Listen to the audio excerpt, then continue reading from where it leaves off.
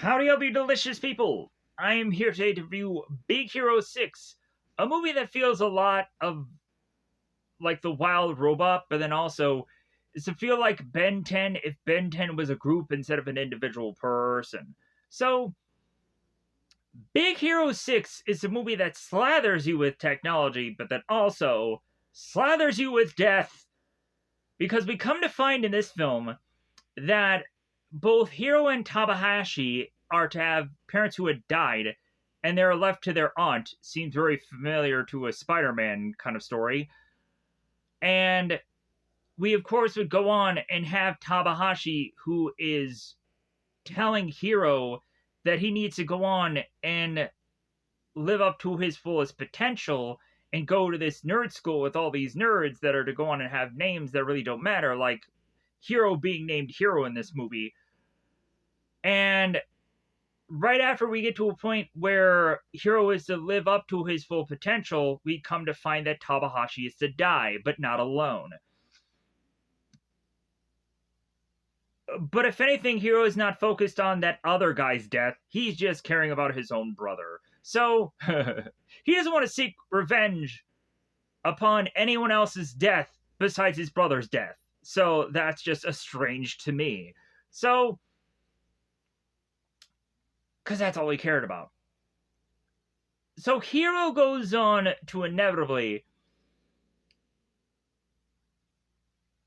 try and use Betamax and himself with all of the technological intelligence of which that these two characters can muster together to figure out a way to get their said revenge upon this masked individual that seems to have taken away the microbot technology of which that Hiro is to have at one point had and made and put into this university to go on and get into this nerdy school.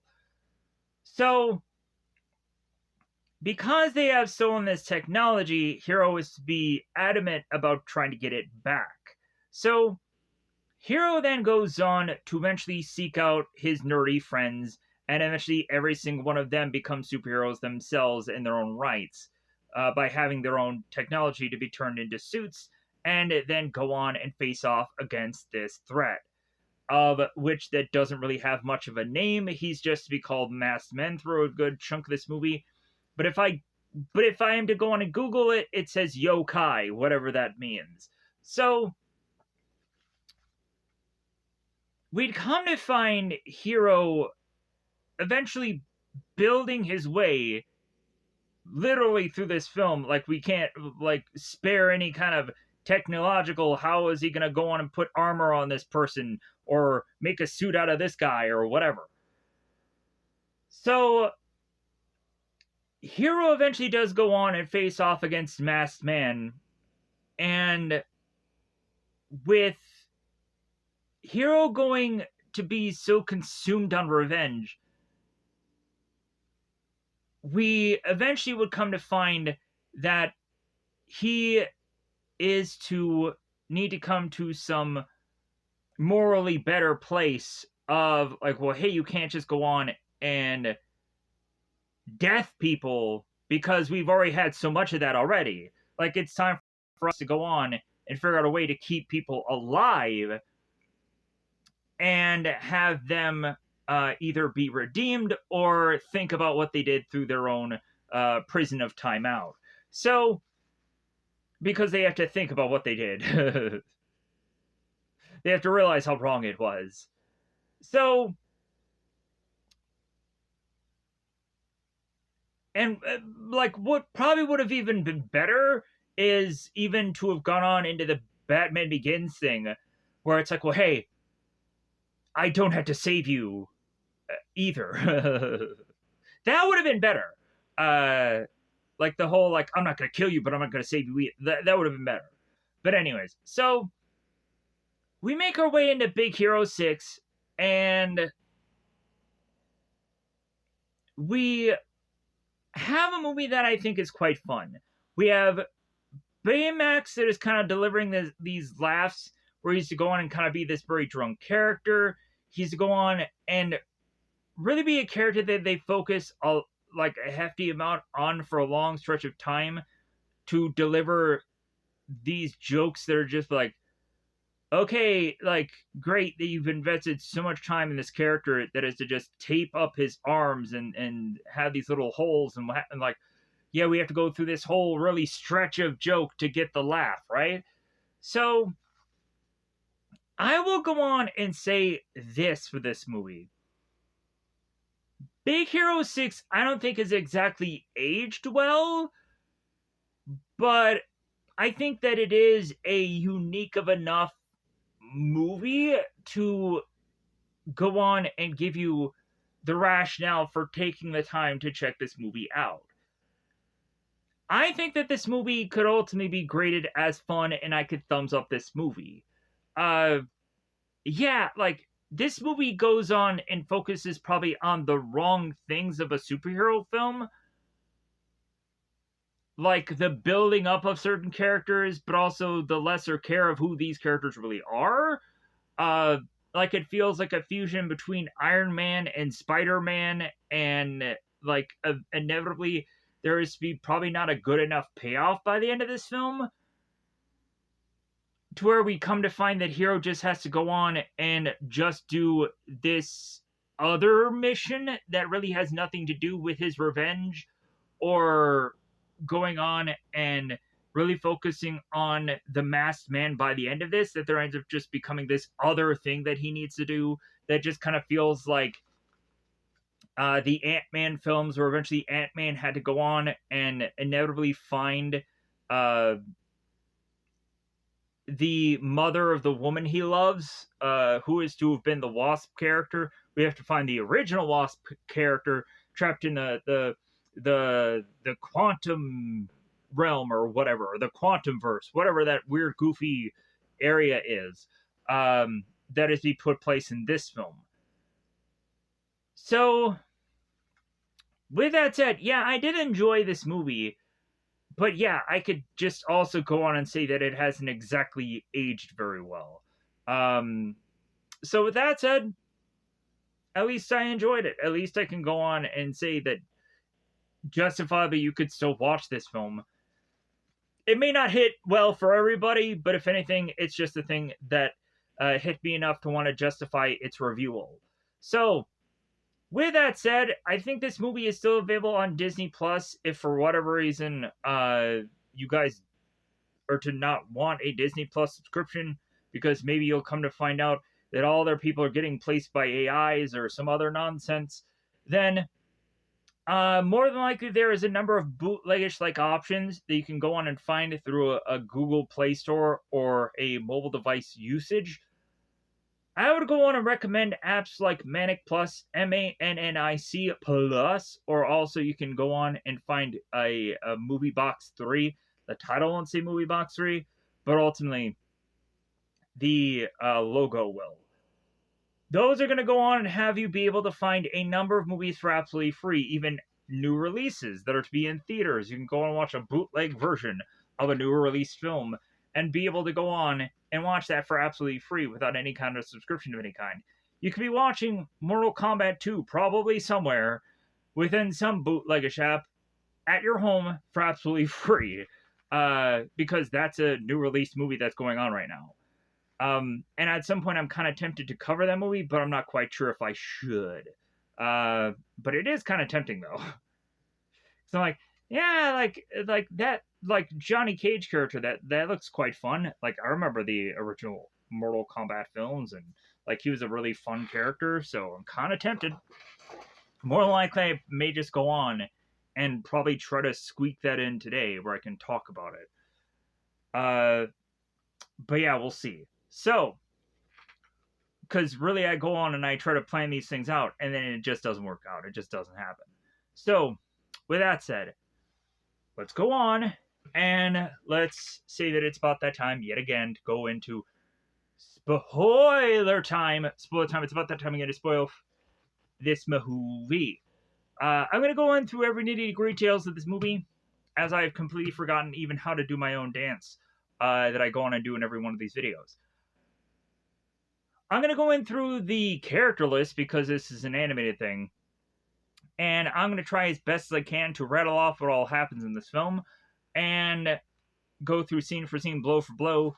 Because I like to go into the very much details, even though that's a huge, massive mistake. I just like to go on and just re-talk over what is to have all happened because I just enjoy doing that.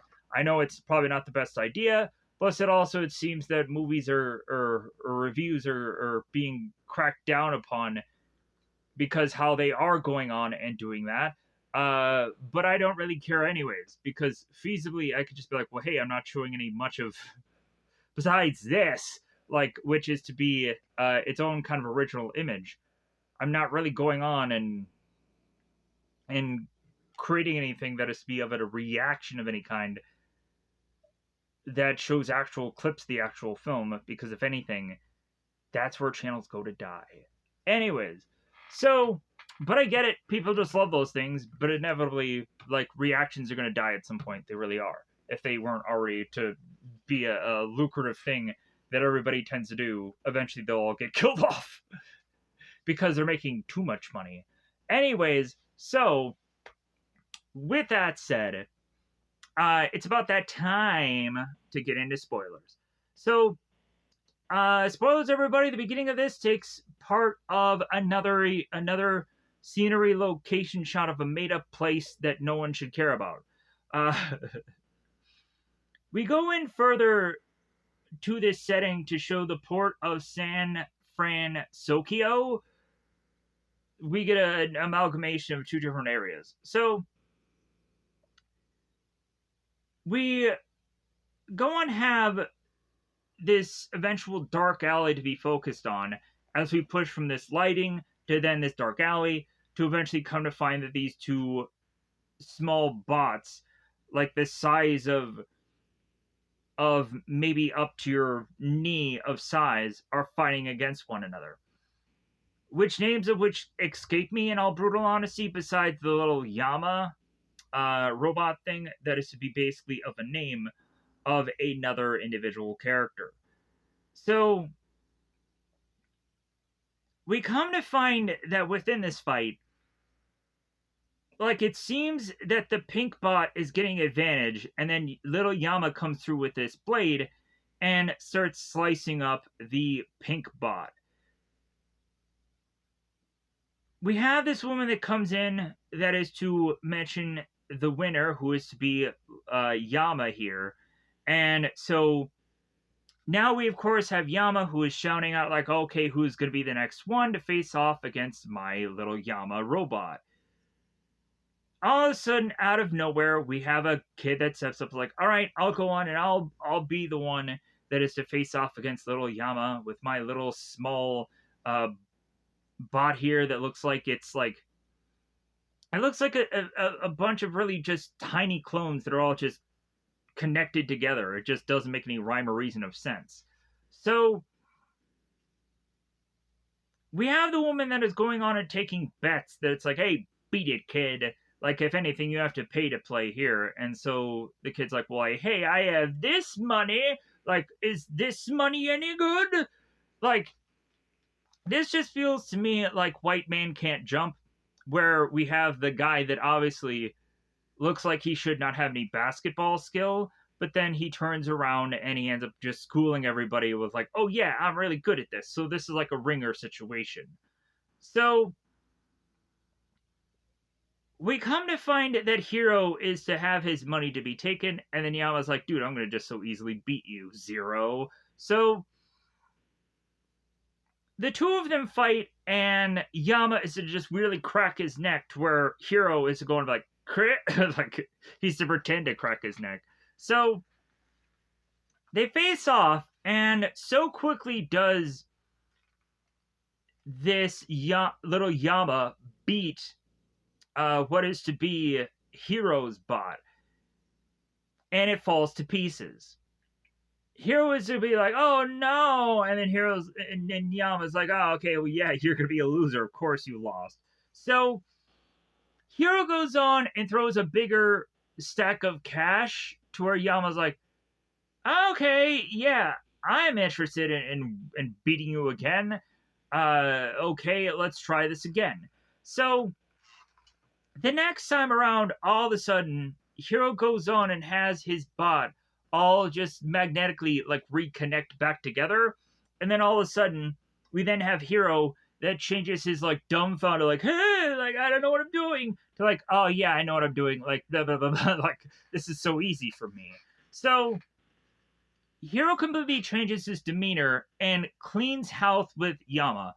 Goes on and is to have his bot uh kind of fuse out into pieces and start tearing away little Yama, like jointing his legs, his arms, and just taking him just to freaking pieces. So Hero goes on and collects the money, and he's like, yeah, like another ringer, another stupid guy that thinks that he was gonna beat me. So Yama eventually, who goes on and becomes butthurt for his loss, and it's kind of like an X-Men where Wolverine was in that cage, and then the guy goes on and is kind of upset. It's like, hey man, I know how you beat me in that cage. Like, I know you're a mutant. I know that there's something special about you. And then Wolverine has to like, hey, get out of here. Like, hey, you lost. Like, it sucks to suck. So Yama is to be upset with Hero by the fact that he felt that he was to basically be what he really was, which was to be kind of taken advantage of. So Yama goes on and has his guys with him because numbers game.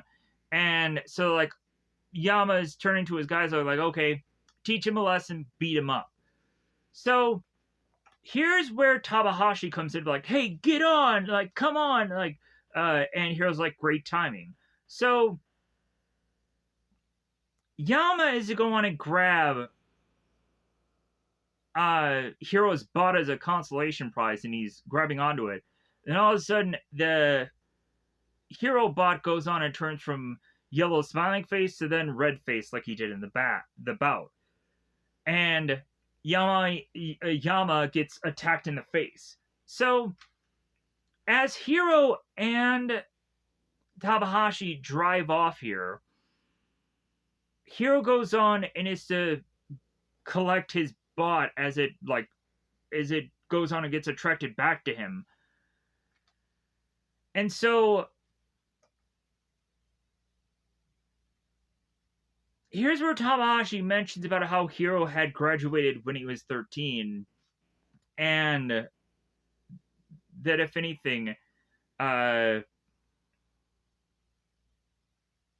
like he's just at the point now where it's like, hey man, what are you thinking? Why are you consistently going on and doing these bot fights? Like, you know how dangerous they could be? And eventually this will lead to them getting in prison. They'll be arrested. So,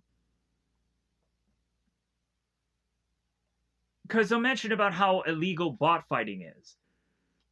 And Hero's like, well, hey man, I got so much money from this. This is all I care about. And then all of a sudden, here's where the cop car starts swarming in. And that's when they get the cuffs on, and Hero ends up getting arrested. While Tanahashi's in this cell with just a huge number of people, where Hero is to be in a cell all by himself, which is funny.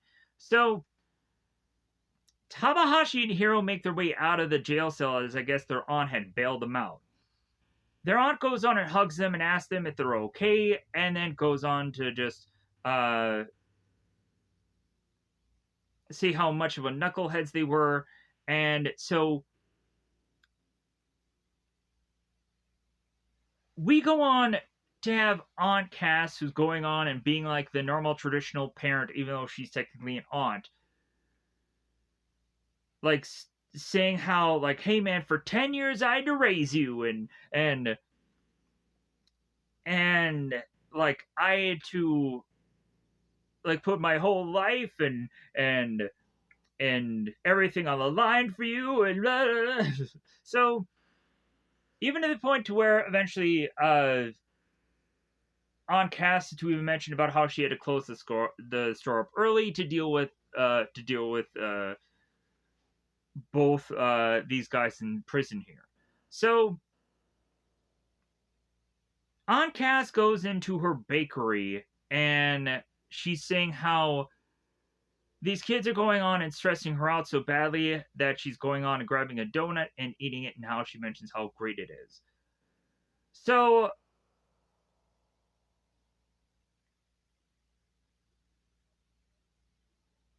Tamahashi and Hiro go to their perspective rooms. Tamahashi mentions to Hiro, it's like, well, hey, you're going to make this up to Aunt Cass, and Hiro is completely non-listening to anything that Tamahashi is saying. All that Hiro cares about is the next bot fight, and where could he go to get to that next bot fight so he can make quick money. And Tamahashi figures that out, and eventually, instead of fighting with Hiro about it, Tamahashi is like, okay, well, if you're going to go to this fight, I'm going to go with you. So, as the two of them make their way to this supposed fight, and Hiro is complaining to Tamahashi, it's like, hey, the fight is that way. You're going the wrong direction. Where are you going? So, we'd come to find that they make their way instead to what is to be the San Fran Tokyo Institute of Technology. So, Tamahashi is going to take him to this tech school to inevitably show him to the people that he's working with, as well as also have him find out what they're doing there, so Hiro could be like, oh my god, like, I know exactly what this is, and oh, this is really cool technology, and everybody's doing something really unique here. So, at first, both Hiro and Tamahashi bump into Go-Go, who has this unique, like, bike. And so Hiro goes on to look at it and deciphers what exactly this technology is. Go-Go takes off her helmet and is to have both of them kind of talk about this bike and so on and so forth. So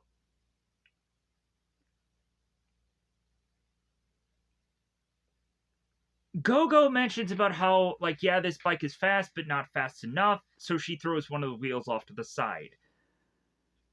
So next up, Hiro meets up with Wasabi.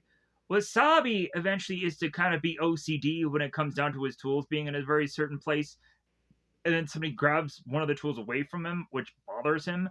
But also, Wasabi seems to be working on some device that deals with cutting. Wasabi goes on and gives Hiro this apple, and it slices into a number of different places. It's kind of like Donatello within the Ninja Turtles movie, where they go on and it slices it, dices it, like, yeah. So, then we cut to Honey Lemon. Honey Lemon is going on and having this unusually massive, I'm assuming metal-like ball, that is to be put in place in the middle of this area, and then Honey Lemon goes on to turn around and have this pink-like ball to be hit upon this metal ball. And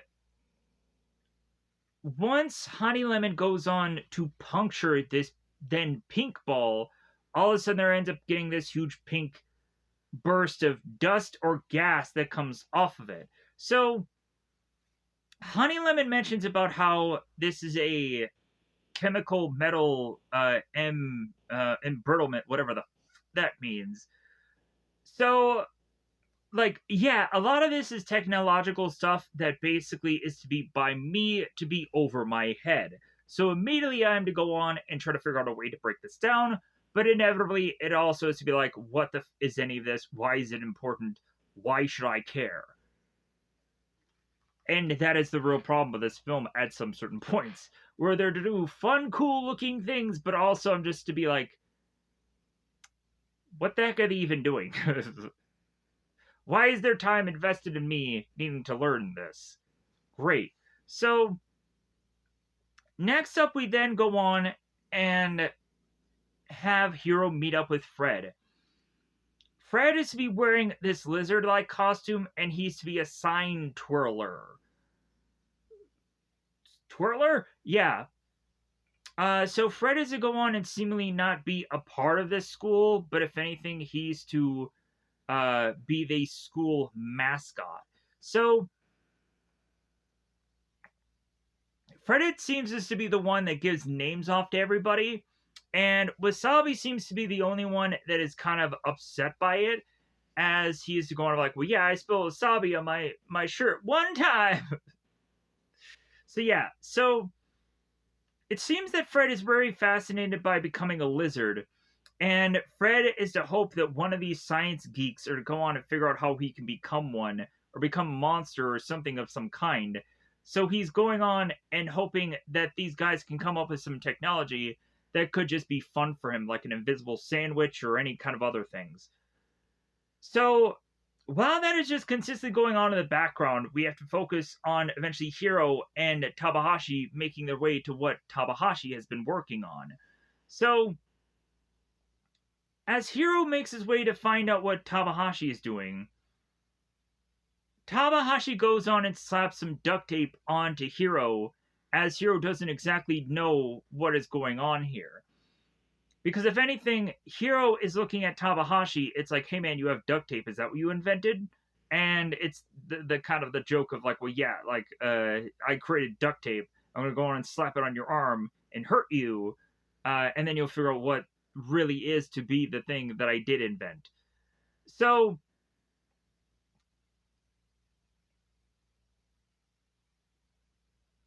Hiro goes on and yells out the word ow.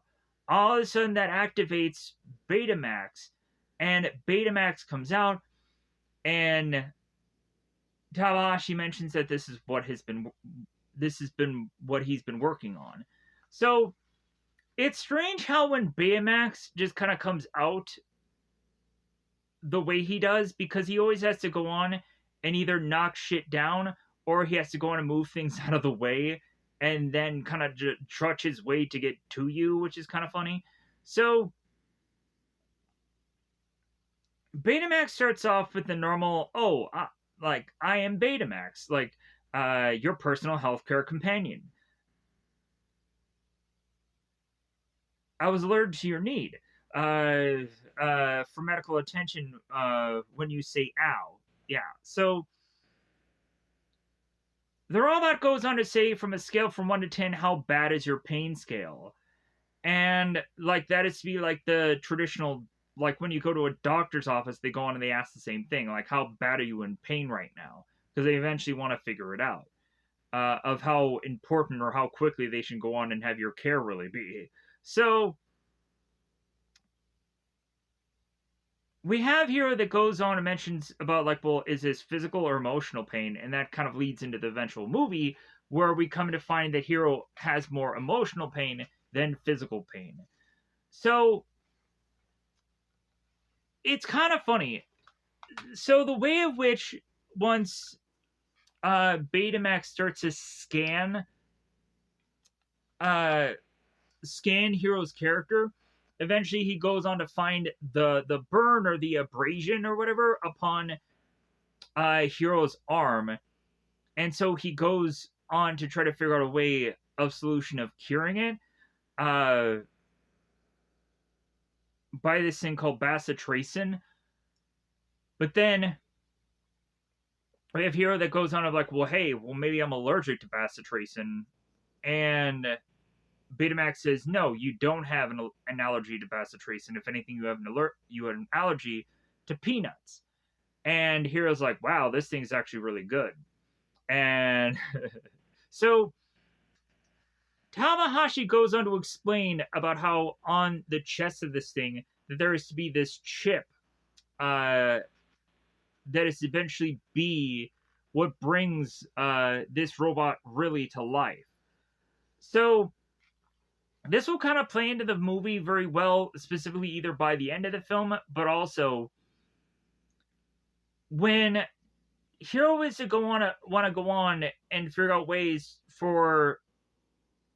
uh for Betamax to have more combat or to be more what he wants him to be at certain moments, which is to be more violent or go on and even kill, then Hiro goes on and replaces this little disc thing with a red one instead of a green one. So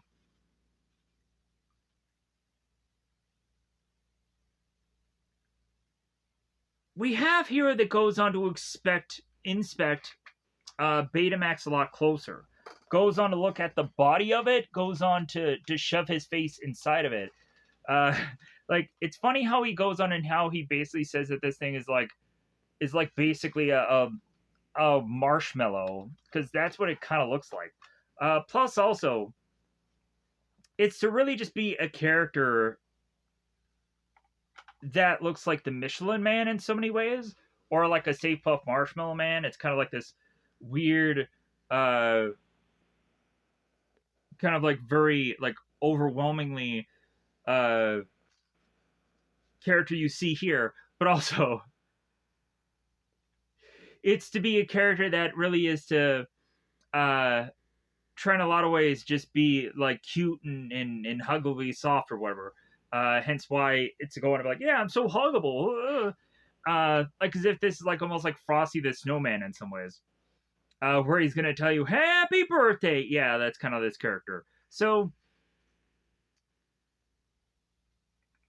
as we push along here, so the further and further we start to get the end to Hiro's medical care, Betamax goes on and gives Hiro this lollipop, and then says like, well, hey, like if I've gone on to uh complete complete your care, just tell me that you're satisfied with your care. So Hiro goes on and says that, and then Betamax shifts his way back into the kind of charging compartment and then vanishes. So now we all of a sudden have Callahan that appears. So Callahan starts talking to Hiro and notices his little bot in his hand, his little uh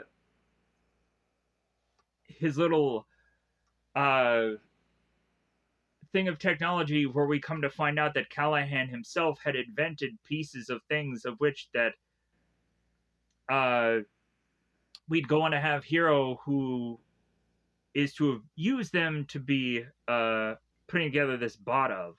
And it's quite funny how Hiro is going on and rattling off all this information of what it really is, and then Tawahashi's like, well, yeah, like this guy knows exactly what this is because he invented it.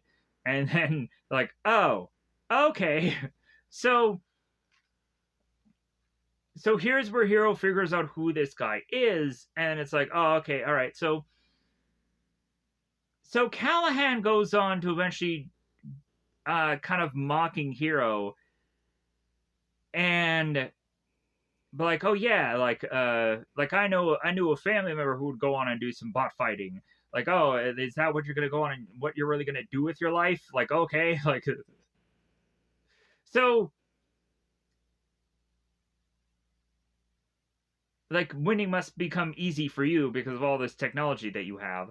So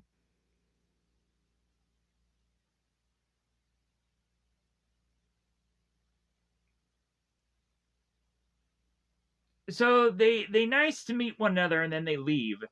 And so as Hiro goes on and leaves this tech school, Hiro is to go on and tell Takahashi that he needs to go here. He's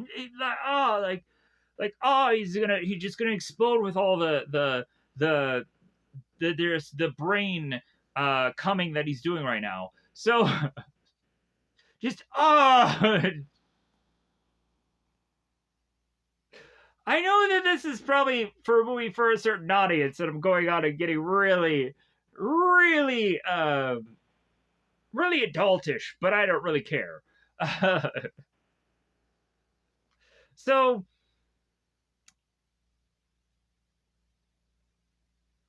we have here, it's like, well, hey, Tamahashi, how do I get into this school? I need to go to. And so Tamahashi goes on to state that there is a showcase that eventually Hiro can be a part of.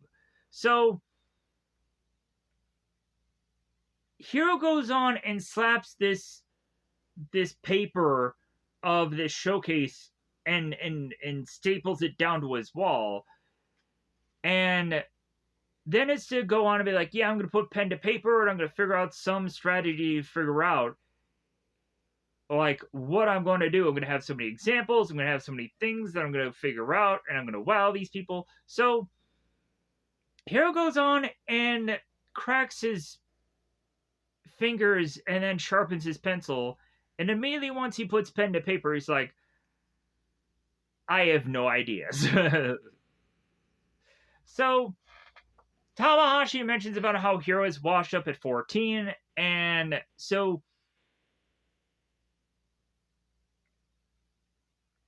Hiro is saying how he has nothing. Tamahashi's like, well, hey, I'm not going to give up on you, Blue. I'm not giving up on you. So Tamahashi goes on and throws Hiro, I would say, like, on his shoulders, but, like, eventually, like, Hiro is to be slinking down, and so he's kind of behind him, just kind of, like, swinging. So Tamahashi is trying to figure out how, like, look for the new angle, figure out what, like, adapt or die. Like, come on, like, try to figure this out. So as Hiro starts to go on and starts to just look around in the room because there's nothing else that he could do but look, he all of a sudden is to come to find his bot.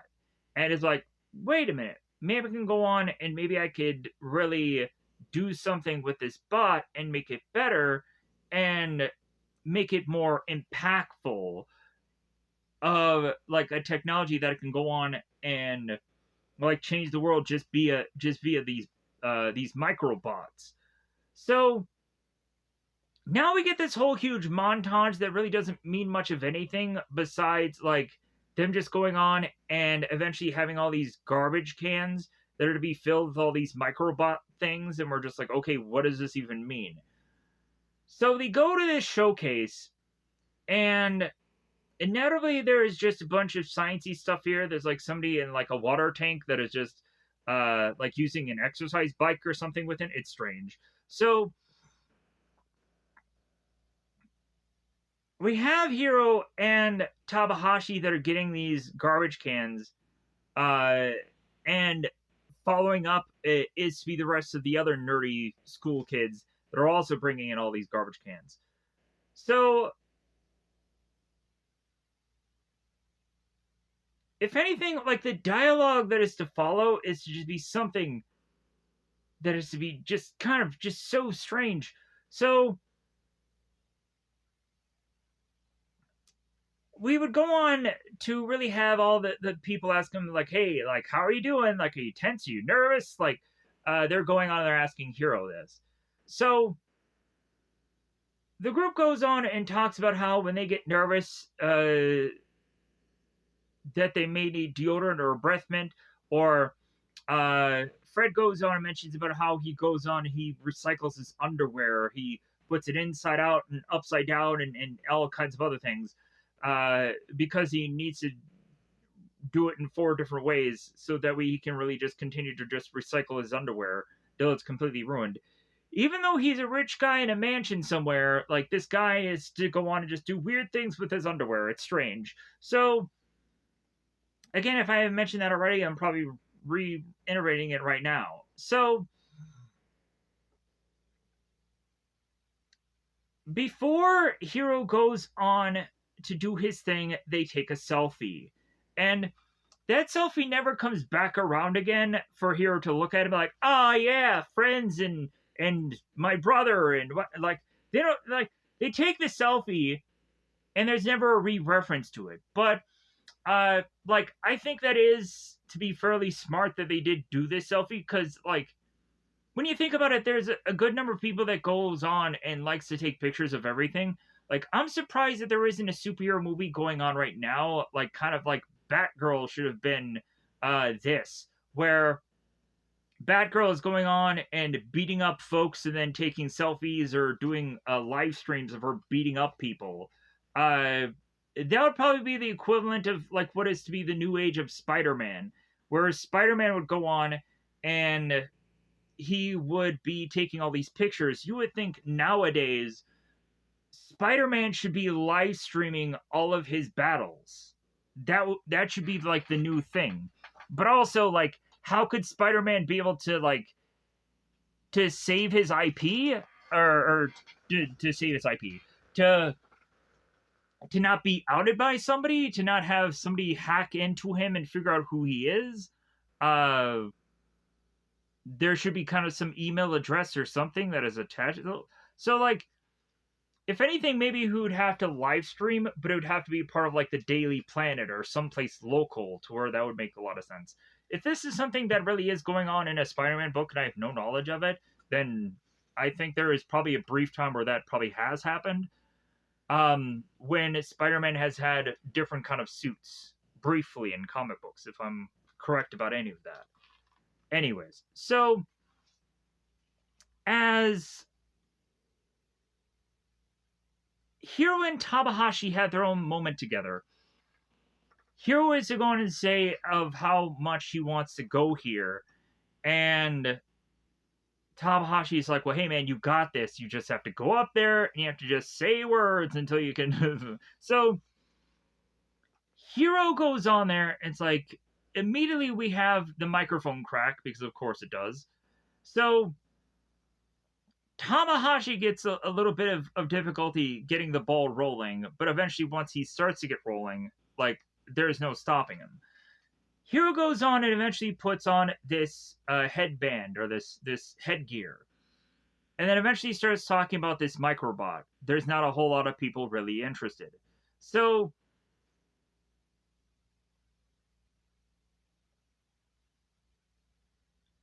eventually, here's where we start to get these empty or these soon to be empty garbage cans that come into play here. Hiro goes on and starts to talk about these microbots and that they're all going to come to get to him.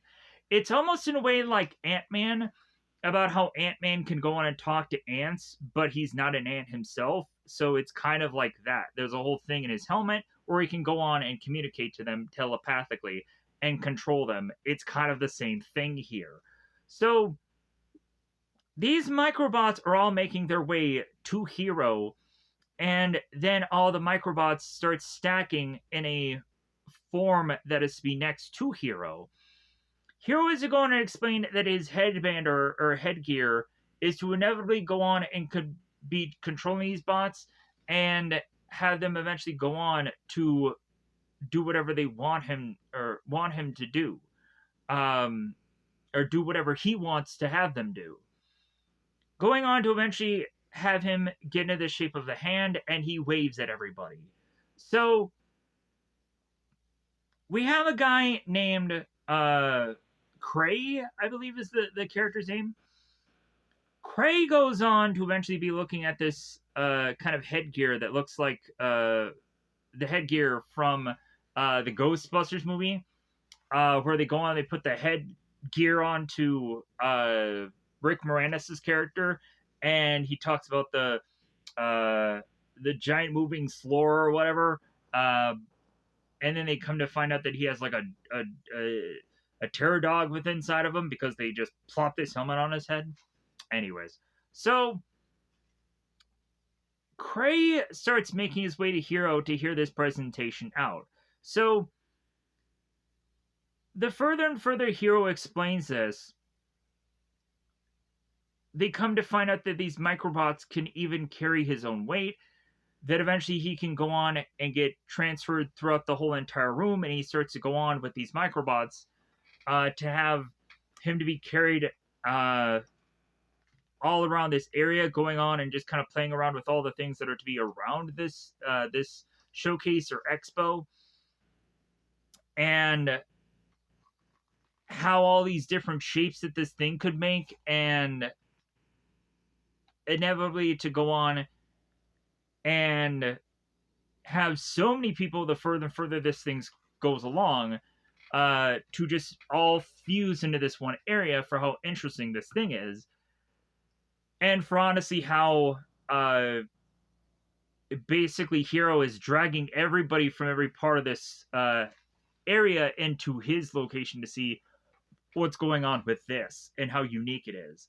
So we have this machine that's going on and doing this kind of weird clapping thing. It's kind of funny. So Tamahashi used to be woohooing because like he knows that he's garnered all the attention of all these tech people. So after this whole thing is done and over with, we then go on and have Cray that is making his way to Hiro, being like, hey man, yeah, like your tech is evolutionary. And so there's an introduction of this being Alistair Cray. And so as Cray goes on and looks at the microbot, and all of a sudden then Callahan comes in, and it's mentioned about how, like, yeah, I wouldn't trust Cray with your technology, if anything. Like he's guided by his own self-interest, and if anything, like he ignores sound science and he cuts corners and he does all this. Yeah, so but eventually the ones of which that Hiro is to eventually decide to lead his technology into, yeah, isn't going to go on to be the best person to have led to give to either. So but we'll get to that. So we have to push for how bad Cray is to eventually have us be motivated to think that he could be the only one who could be the bad guy or the masked individuality of the yokai by the further aspect of this film, but we'd find a swerve going on. You know what? They could have even swerved this even harder and really come up with a very much more interesting character to have become the villain in this movie. And man, would that have gone on and probably ticked a lot of people off. But if anything, I think that there could have been an even more interesting answer to who becomes the villain in this movie. And I'll go on and eventually we'll bring that up when we actually get to the reveal of who the villain actually is, in my opinion. So, with that said, so Hiro goes on and kind of ignores Craig. Craig walks away, and Tabashi's like, hey, Craig, you tried to steal my brother's technology over there. Hey, give it back to us. So Craig goes on, gives it back. So we immediately have Callahan here, who slaps this envelope to Hiro, and now we are to go on and eventually have everybody leave happy, and we have Tabashi like, hey, Hiro, you come over here, and let's have this moment where we can just kind of bask on the fact that you did it. You won. You blah, blah, blah. So, as Tamahashi is telling Hiro, hey, yeah, come over here, and have this like moment together where we're looking at this just really just nice nightly sky and what have you. Hiro's like, okay, where's the speech? Like, when are you gonna go on? And because I'm finally using my gift for something important, right? You're gonna give me that chestnut. So Tamahashi, instead of going on and trying to school this kid and mentor him, instead he's going on of like, well, yeah, like I just want to bring up the fact that your fly was down the whole entire time, and I just want to bring that up. To where Hiro's like, my fly wasn't down. Oh my god, my fly was down the whole time. And then he whips it up and it's like, all right. So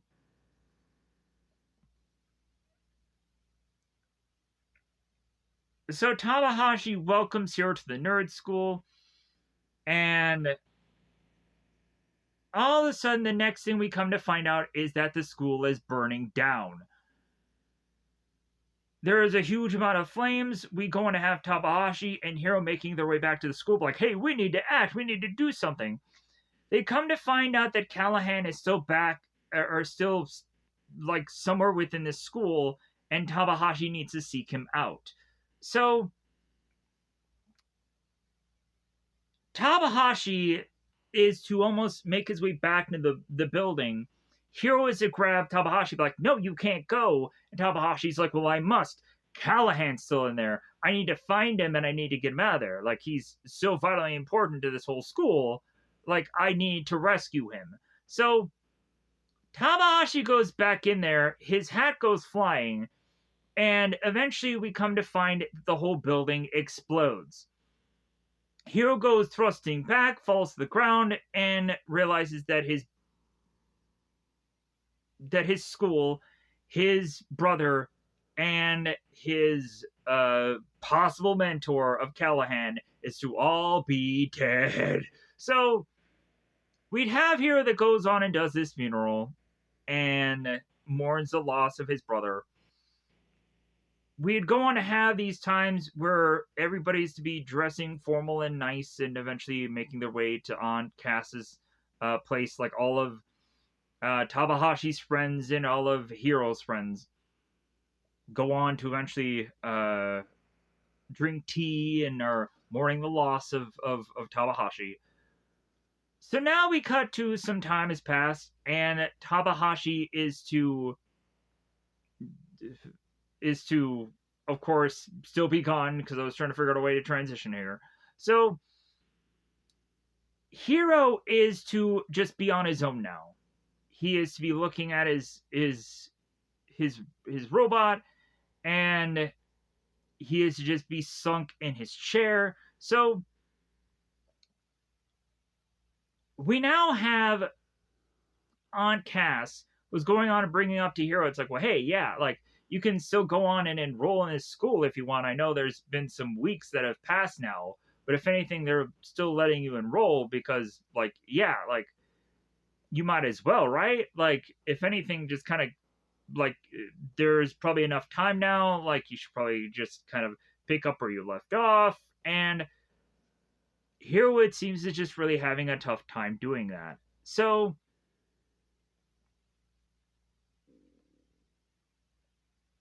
Aunt Cass leaves. So Hiro starts going on and looking through some photos and starts looking through his computer. Then eventually goes and sees the envelope that is to be from the showcase, and he just throws it in the trash.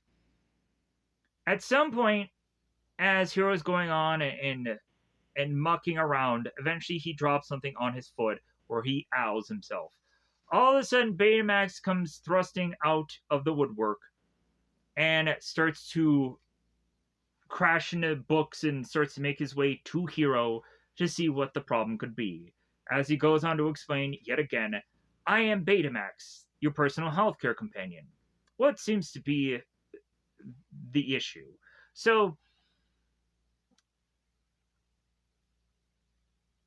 Hiro is like, well, yeah, I didn't even think that you were still here. Like, I didn't think you were still an active thing. So we would again go on to have Betamax who just say, like, well, hey, yeah, I've heard the sound of distress. What could be bothering you? So Hiro is to say, well, yeah, I just stubbed my toe, but it's nothing of real concern. So Betamax is asked about the scale from 1 to 10, how much his pain is, and Hiro is to say, it's like, well, it's basically 0. So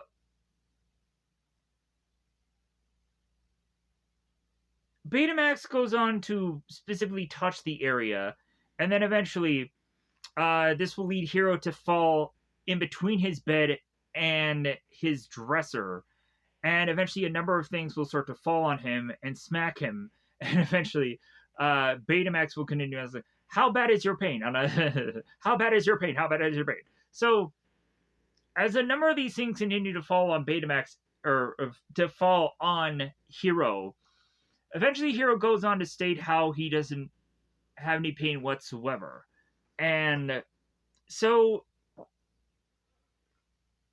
the more that Betamax starts to scan Hero, because he's just like, he really wants to make sure that he goes on and figures everything out about it.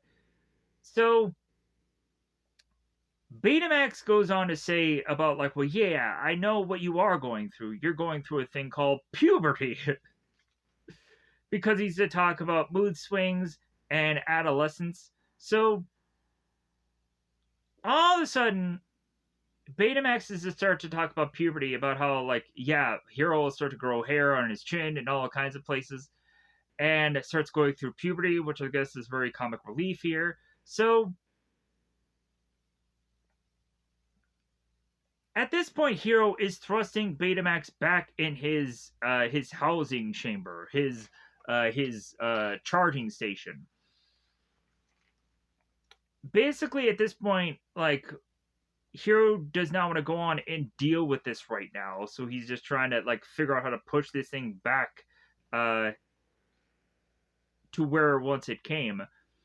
Because Hero doesn't seem to remember the phrase that pays to get this thing to go away, which is to be like, I'm satisfied by my care. So here's where Hero goes on and is to go through his things and find this microbot. The microbot is starting to move around, malfunction, and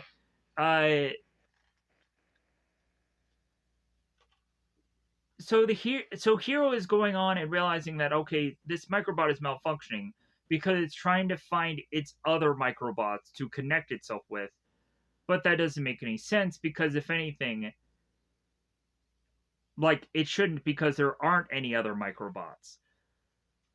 So Hero puts this microbot into this little cylinder, this little case that's made of glass. You can see it, and kind of just puts it off to the side. Betamax grabs this thing and it's to be like, well, hey, like, it seems that this thing is moving in a very certain direction, like as if it's like a compass to like, hey, we should probably track this down and follow this. So Betamax eventually talks to Hero and asks, like, if he follows this thing down uh, of where this will lead him to, will this go on and give Hero a satisfying amount of care? And Hero goes on and says, sure, mistakenly, not thinking what he's really saying here, because he's not really paying much attention. So all of a sudden, as Hero is going on and trying to fix his robot, he called for Betamax and he realizes that he's gone. So Hero realizes that Betamax is focusing so much so on this compass microbot thing telling him where to go, that he's basically in the middle of the street, and he will probably go on and get hurt and attacked by a number of things because he just doesn't know any better. So Hero tries to race this thing down and eventually bumps into his Aunt Cass. Hero goes on to just say whatever he needs to his aunt to get her to go away by saying, oh yeah, I'm going to go back to school. If anything, you were right about this. Yeah, like, I'm going to go and I'm going to enroll today. So Cass is so happy about this, she's going to go on and she's going to make chicken wings with the sauce that they love that makes their face numb. Isn't that great? So Hero goes on and chases down Betamax, which leads them on this train-like trolley thing. So Hero continues to find Betamax as he's going through these dark alleys and all these passageways, and inevitably they make it to what almost looks like this giant looking shed or shack of a thing, and we come to a locked door that has this big huge massive lock on it. So they realize that, okay, we can't go on and we can't get through here, so we're kind of just stuck to be like, okay, so we're not going to be able to figure out where this leads to. But they notice that there is an open window, so they're like, okay, we'll just go on and we'll just go through that. So they make their way through the open window. Hero goes first, and then Betamax gets stuck in the window, and he's like, I'll just deflate myself, and then I'll be able to squeeze through the window. So Betamax, in the noisiest ways possible, deflates himself. He's like, and then Hero pushes him through the window, and he's like, give me a moment while I reinflate myself. And then he's like, it's like, could you be any more noisier? So now we have a moment where this is now turning into almost like a horror movie at some point. So Hero is to just kind of be scared of this environment for how dark it is. So he's going on and kind of tiptoeing around, like, like what could be around every corner? So Hero goes on and just grabs this broom, and he's like, okay, like, this broom will save me. So Hero eventually comes to find that, yeah, his microbots are within this location, that the microbots are to be there, and there's more of them. So somebody is manufacturing these microbots. So all of a sudden, Betamax comes from behind of Hero and scares him, and almost gives him a heart attack. To where, of course, Betamax is a cure for that. He's like, well, I have defibrillators. I can go on and bring you back, like, if you have a heart attack. So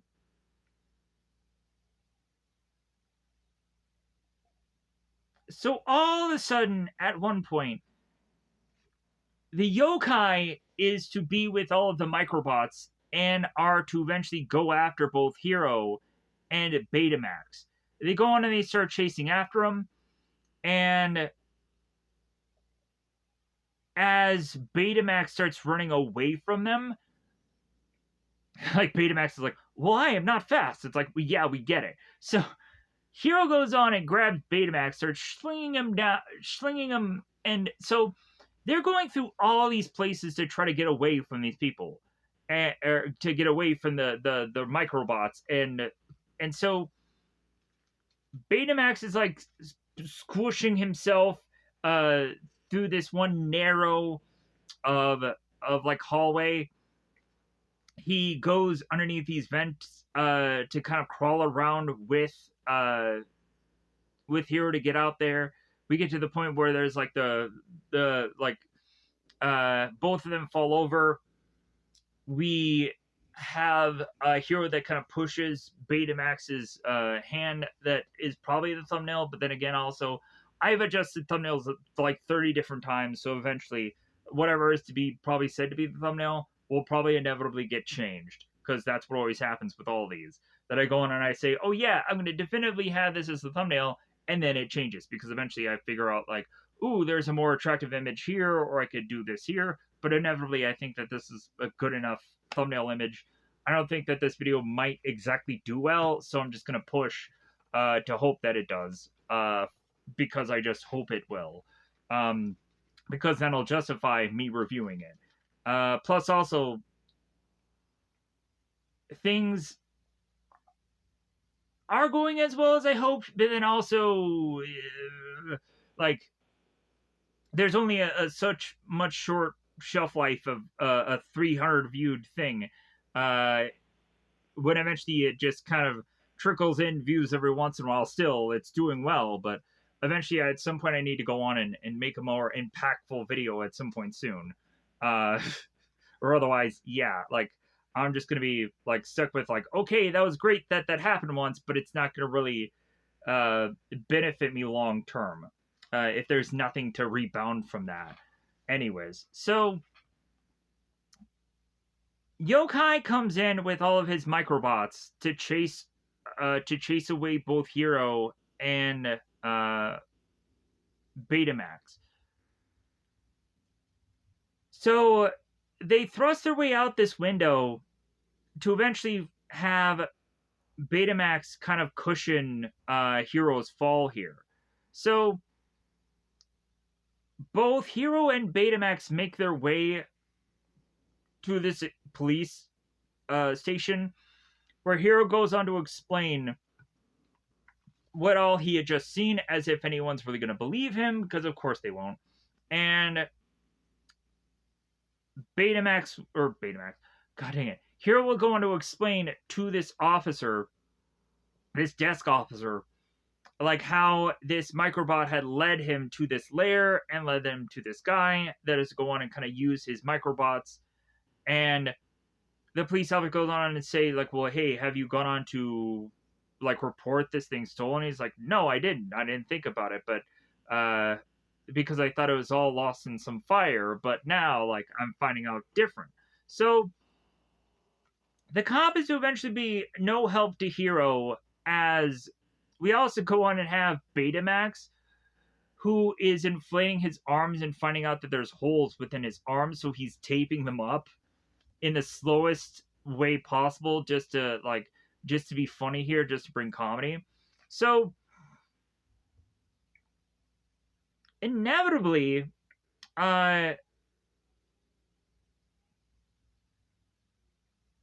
we come to find that after the police officer or the police station is to be no help, both Hero and both Betamax leave, and we come to find that Betamax has been like out and about for far too long, and he only has a battery life of X number of things left within inside of him. So Betamax is starting to act like a very drunk Ash-like person, and like his words are starting to slur, and it no longer makes sense. He talks about healthcare, he talks about scanning complete, and all these other things.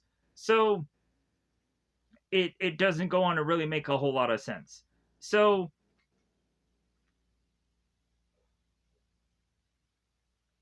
Hero and Betamax make their way back to his aunt's place. Hero goes on to explain to Betamax, hey, if my mother says anything, we were in school all day. So Betamax goes on and talks about how they were to jump out a window and all these other things, and Hero's like, well, yeah, you can't go on and explain any of that to my aunt. So Hero is hoping that him and Betamax could make their way up the stairs without alerting the aunt. And inevitably, we have Betamax is like, yeah. So the more noise that Betamax inevitably makes, the more that aunt is aware that Hero is home, and now Hero has to go on and eventually talk to his aunt and also get Betamax, as drunk as he is, to get up the stairs. So Hero goes on to talk to his aunt about how he's kind of behind in school and how he really needs to go upstairs so that way he can go on and inevitably catch up on his studies. Because the aunt wanted to go on and have some kind of like dinner time with Hero, but that was to kind of be scrapped here. So aunt's like, oh, okay, well, I'll give you some kind of like some food to go, and you can go up to your room and you can kind of catch up. So Hero goes upstairs and inevitably puts Betamax in his charging station. So now Hero needs to go on and take the time to figure out, okay, why is it that these microbots were going on and doing what they're doing? Like, it doesn't quite make any sense. So we have Betamax that goes on to ask where exactly Takahashi is, because he's been gone for some time now. Hero is to explain that Takahashi is gone, and so Betamax is like, well, when will he return? Hero goes on to explain that he won't return because he's dead. He's dead! So Betamax is quite confused about how Takahashi is dead because the last time he saw him, he was in perfect health. So it's like, well, yeah, he exercises, he properly diets and everything, he drinks his protein. It's like, so Betamax is to say how he had a long-lived life. Yeah, so Hiro goes on to explain about how his brother died in a fire, and so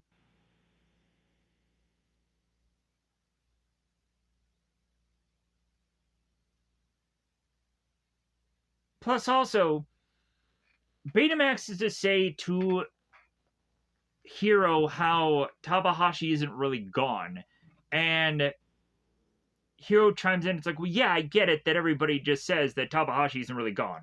Like, I get it that people are to go on and say, like, oh, like, within their hearts and minds that, like, he still lives on and whatever, through them and what. But yeah, so, but we'll eventually come to find what Betamax really means.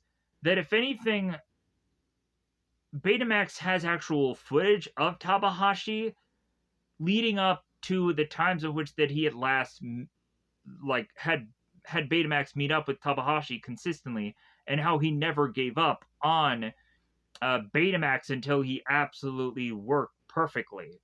And that was to be kind of like unseen footage of which that eventually had Hiro just to be like, well, yeah, like I did see my brother in some way. That was to just be lost footage. So kind of made Hiro just kind of warm and fuzzy and just be like, well, yeah, I did see my brother technically within these moments where he was to go on and have this robot work. So,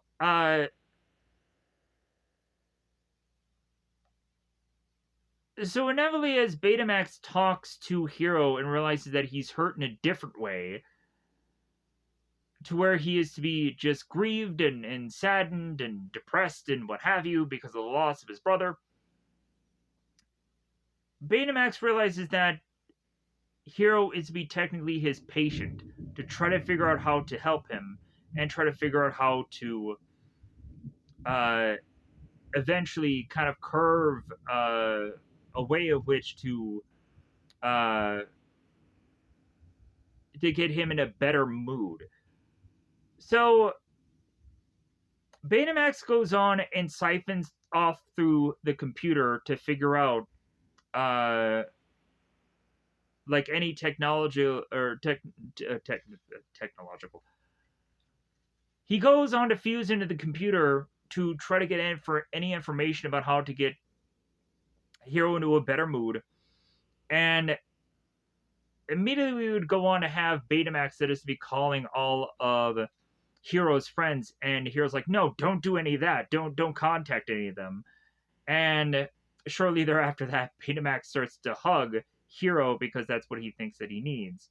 So Hiro goes on and thanks Betamax and so Betamax apologizes for the fire and apologizes about the accident.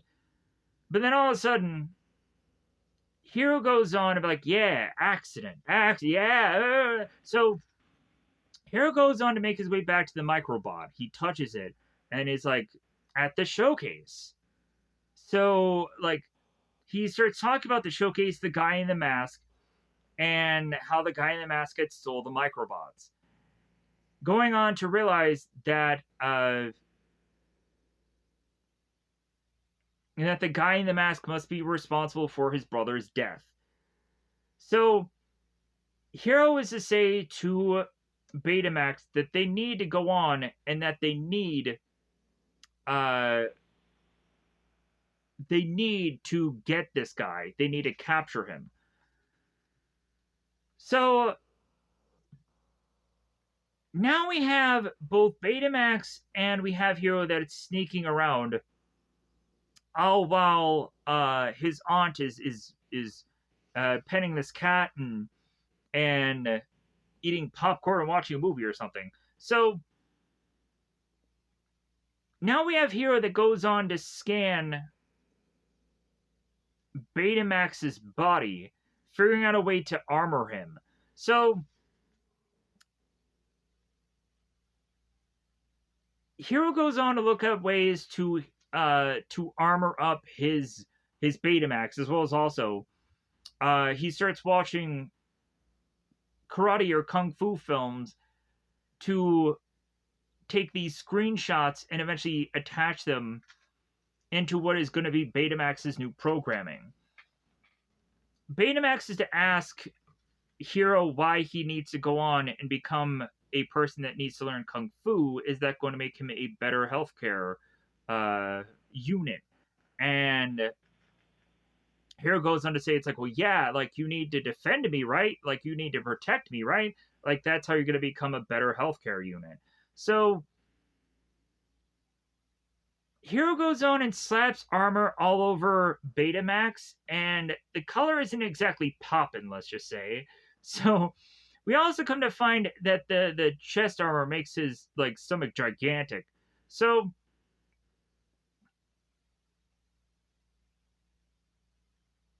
Betamax is just kind of like he doesn't like the armor. He goes on and mentions about how like this armor is covering up his huggable form. So but Hiro says that there's a reason for that, as well as also that there's going to be a reason for this new chip going into him. So there is now both red and green chips going simultaneously into Betamax. So now Hiro is going on and having Betamax do all of these karate exercises, breaking boards, uh, doing sidekicks, doing all of these things that are eventually going to be relevant in the fight going on later, which never will really be. Uh, so, and then also, Hero has asked for gummy bears, and so Betamax gets it out of a vending machine by just pressing buttons and like, yeah, you did it. So we then push on here to have both Betamax and Hero making their way to track down where the microbots are. And as they make their way to this area that is to be kind of this pier with a number of like containers, as Hero continues to just follow where the microbot is going, he almost falls into the water uh where Betamax grabs Hero before he falls, and it's like, oh, why is it that he's in the water? So all of a sudden we come to find that the masked man has all these microbots coming out of the water, and so he then is to further make his way to these containers and to this area. So Hero and Betamax eventually get surprised by Hero's friends. All his friends are going on like, hey man, what are you doing here? And Hero is to try to re-explain it away. Oh, I'm just on a walk. I'm just doing this. Blah, blah. So the group starts asking why exactly that Betamax is now wearing some armored suit. It doesn't make any sense. And Betamax starts to mention how he knows karate now. So Honey Lemon is to explain that at one point that the reason why they all came to Hero is because Betamax had kind of contacted them, and so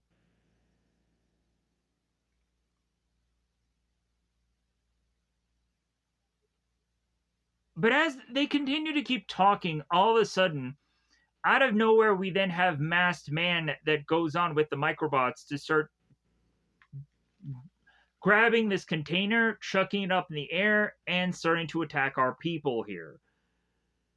Everybody is screaming and yelling, especially Wasabi, that he's kind of very the comic relief at some certain points here.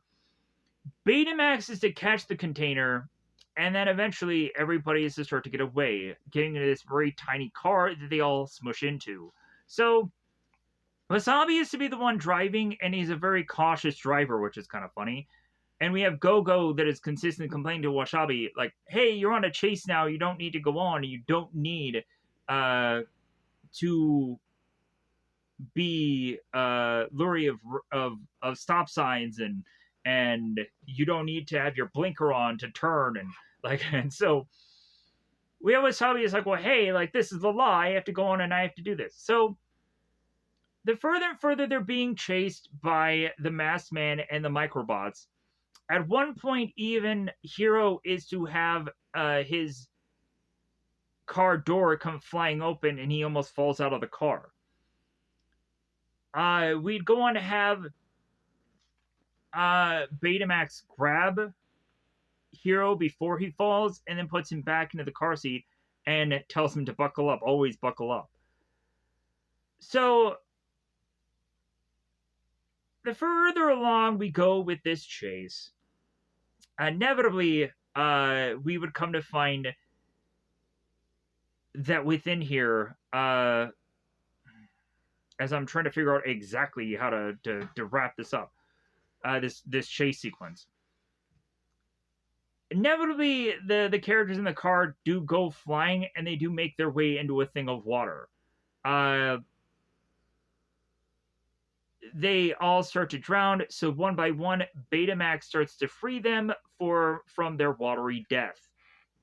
As we come to find that the masked man, the yokai, is to have watched they've fallen into this water and then just makes his way off, thinking that they are going to die. So Betamax frees everybody, and then they use Betamax as a flotation device. So they make their way to what is to be now Fred's mansion, because it seems to be the closest place nearby. So everybody is dumbfounded by the fact that Fred is to be living in a mansion. He doesn't quite get it, because it never really seems like he's lived of means of a rich person. So there's to be this butler that opens the door, and yeah, so this is Fred's actual home. So they even have Fred fist bump the butler, and then we go on to have Betamax that does the fist bumping where he goes blah, blah, blah. Like, we have to keep doing that. So we then have Fred that goes on to just show off this whole mansion, eventually explaining where his parents are, where his parents, it seems, are to be on this family island. Fred goes on and says that he will want all of these guys to probably go to this family island someday. It is quite interesting when we actually see the picture of this family of Fred's, where we'd come to find out that the father looks like Stan Lee, because of course it does. So we have one of these stuffed animals that says, "Fred, do not touch Fred." So they make their way in this room just full of all these toys and all these cool looking weapons and things and such. And so as Hiro is going on and sketching something out, Betamax realizes that Hiro is not in good health. So Betamax goes on and is to create what is to be the equivalent of a heating pad, but within Betamax's whole entire body. So Betamax starts to become a lot more warmer and just kind of presses himself against Hiro. All of a sudden, all the rest of the other group is to realize how warm Betamax is. So everybody starts to have this almost like group hug-like moment where everybody starts to grasp onto Betamax so that way they can become more warm, almost crushing probably Hiro in the process. So as Hiro goes on and gets his piece of paper, he sketches out this design of this bird that's in this circle. Hiro goes on to turn to the rest of the group and is to ask, hey, does anybody know what this symbol is? Because this is to be the same symbol that the masked man had gone on to use. So Fred goes on to whip out all these comic books, and he starts talking about all these villains. So inevitably, Fred is to come up with a conclusion of who he thinks the villain really is, and he thinks that it's Cray. It's to be the only one that they could suspect the most of. So,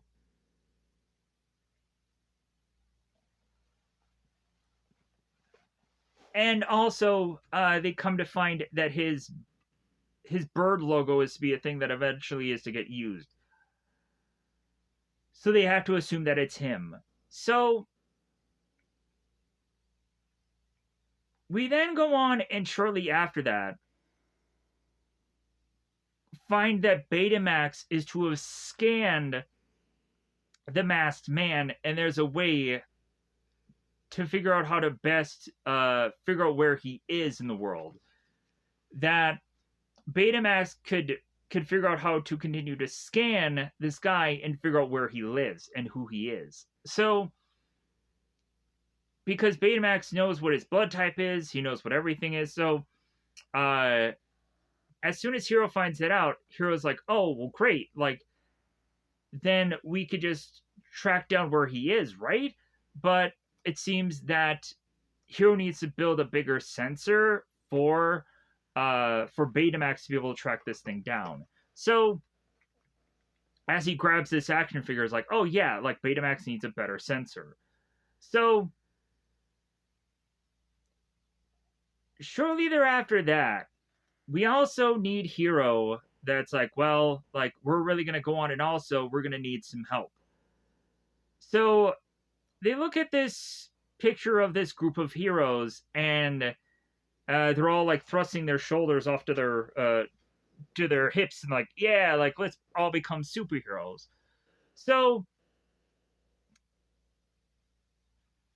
Hiro goes on to scan each one of his friends here and starts to one by one create suits for them. So Hiro goes on to explain that all they have to do is try to rip off this guy's mask because his mask is to be the thing that's controlling the microbots. So that's their biggest plan. Eventually, they'll come down to find out later that that plan will be a thing that'll be too hard to try to accomplish. So, if anything, the better thing to do is to kind of just destroy all the microbots. Eventually, that'll be their plan. That is to be the thing that beats the villain. So, the first thing they end up doing is they end up giving Honey Lemon this bag where she can go on and be able to definitively have all these balls or these things that can be like gas agents and all these kind of things. And next up after that, let me pause here for a second. So the butler is to inevitably go on and pretend that he's the masked man. And so Honey Lemon goes on to just throw this ball, this pellet like thing, and it sticks the guy's feet together to where he can't move. So Honey Lemon just goes on and removes the mask. They're like, oh yeah, I did it. It's kind of way simpler than it should be. So next up is Go-Go.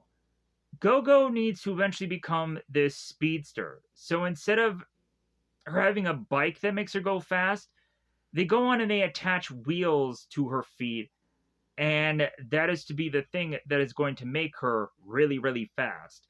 So Go-Go is to eventually build up speed, but then she ends up getting surprisingly really good at this really fast. Go-Go goes on and takes this hose and starts to circle around the butler and then ties him up and then removes the mask. Next, we have Betamax. Betamax is going to get another set of armor to be put in place here, and it's going to be much more colorful and eventually to be a thing that could be much more cool looking for an action figure. So, as Hiro is trying to put armor on Betamax, it's kind of funny of how like it's struggling to get it on there for how inflatable like Betamax's arms are and his body is. It's really tough. So Hiro is going and slap all this armor onto Betamax, and inevitably, then we have Fred. We finally have Fred, who's to live up his dream of becoming a lizard that breathes fire, because that's his ultimate goal. So we have Fred that goes on and chucks around the butler after he jumps really high. He bursts flames all around the butler and then goes on to grab the mask. Now we have Wasabi. Wasabi is, and yeah, like, if I haven't said this before, like, I think Big Hero 6 eventually had become Overwatch. Like, if you look at this movie, you can understand why Overwatch became so popular. Uh, or why Overwatch became a thing. Because I straight up think if this movie had not been made, Overwatch would not be a thing right now. So, we come to find that Wasabi is to have what looks like fly like wings on his arms that are to be like the ability to cut through anything. So we have the butler that goes on and puts this tennis ball shucking machine um, to hit Wasabi, and Wasabi is cutting through all of these tennis balls. So Wasabi's like, oh my god, I can go on and I can slice through all these things, and be like, oh yeah, this is great. So inevitably, Sabi goes on after the balls run out, and Wasabi grabs the mask from the butler. It's like, all right. There's a moment where they almost high five, and but then Wasabi realizes like, oh, I could cut Hero if I do this. So it's like, oh, okay, we'll have to go on. We'll have to figure out how to not cut Wasabi, or to not cut Hero. So now the team has kind of been full formed together. We have Hero that has his purple outfit on, and so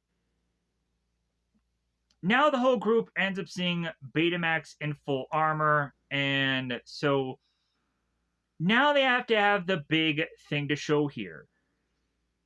Hero is going to go on and showcase that Betamax has these fists that can go kind of flying off of him. Kind of inevitably like Iron Man, where the Iron Man armor would just kind of just fly off of him and just kind of do whatever. So, and then the big event is also to have Hero show that he can fly with Betamax. That he can tell him to push out these wings, and then all of a sudden they start having these boosters come out, and he starts flying in the air. There's a lot of problems with this flying thing, as Hero can't quite get exactly Betamax to listen to him and do what he exactly wants him to do at certain points. But eventually it starts to get better. Hero is mentioned about how he'll never ride the bus again, and so but it's also quite funny how again Betamax is like, well, how is exactly me flying and me having wings being a better healthcare unit? It doesn't. It is just another thing where it's like, well, yeah, transportation now. You can get somewhere. So they make their way all the way to this bridge.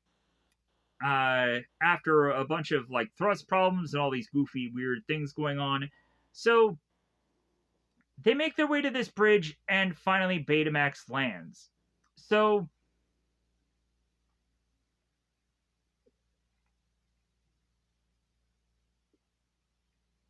Betamax is start to realizing that Hero is now happy, and asks Hero if the treatment is working, and Hero says yeah.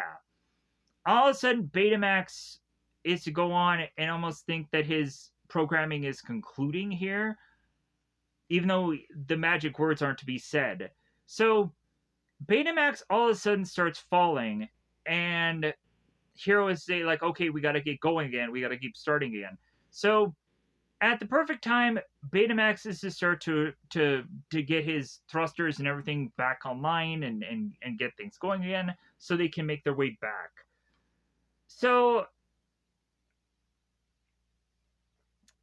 inevitably, uh, as they're flying, the two of them are on this blimp of a thing, and and so Hero mentions about how things were sick, and Baymax is like, sick? What?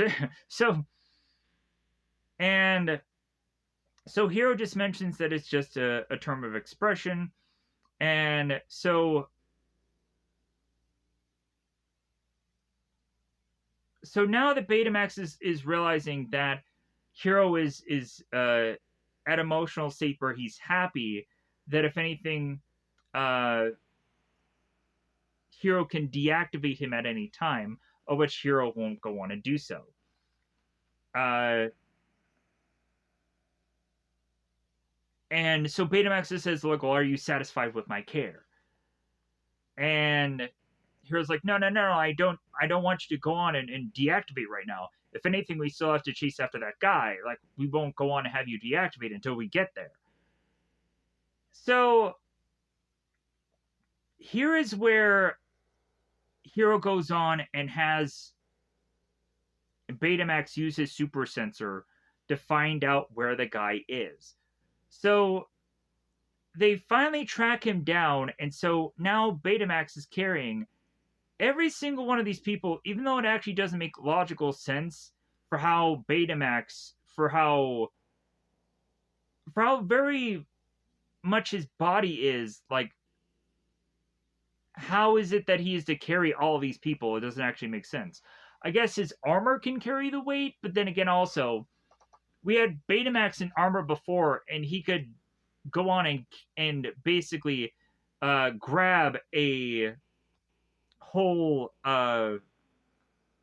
container and keep it from crushing people. So, like, I guess he has to be really very much strong, anyways. So, as they make their way to this base of this evil guy, they have Betamax drop everybody, and Wasabi mentions the sign of quarantine. Hey, do you guys know what quarantine means? And they ignore it. So they go into this evilish lair, and they all of a sudden are hearing a sound of something. So they go on and they attack whatever the sound is. Come to find out, it's just some random pigeon. As they get scared by it, and like, oh, it's just some pigeon. And so it's kind of like the moment like Ghostbusters, where they go into the hotel, and both Ray and Egon are firing off their proton beams, and eventually they scare uh the maid, where she's like, "What the hell are you doing?" And the actual reaction of her saying that was genuine during the scene, because she was very confused about what was going on. The actress was behind the scenes because she didn't know that there was going to be a bunch of explosions and shit going on. She was completely oblivious about what they were going to do. So eventually, when there was a bunch of explosions, she dropped to the ground, like, "What the hell are you doing?" Her reaction was genuine. So, and they used her footage in her clip. So Wasabi cuts through this hole, and so they continue to make their way through this lair. So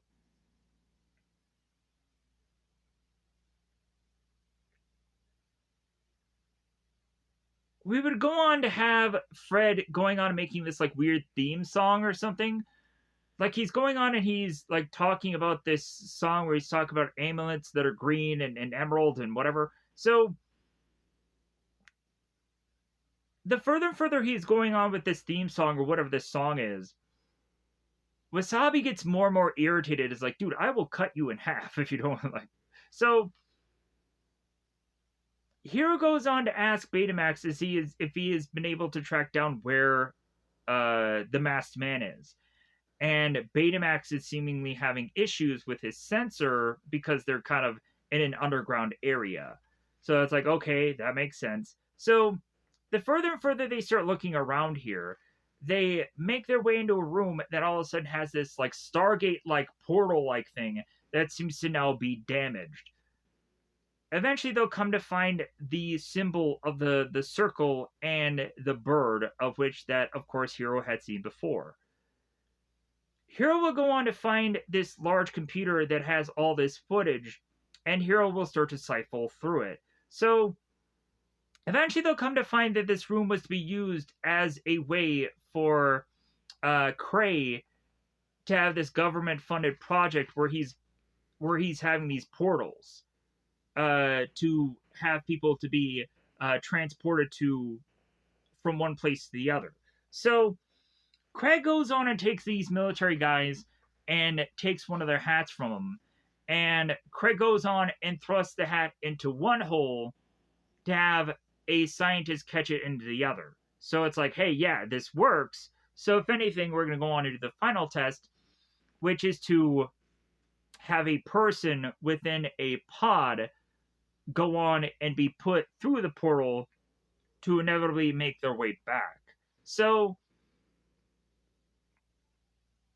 we come to find that the person that is to be put into this pod, because now we're at spoilers now, this person is to be none other than a Callahan.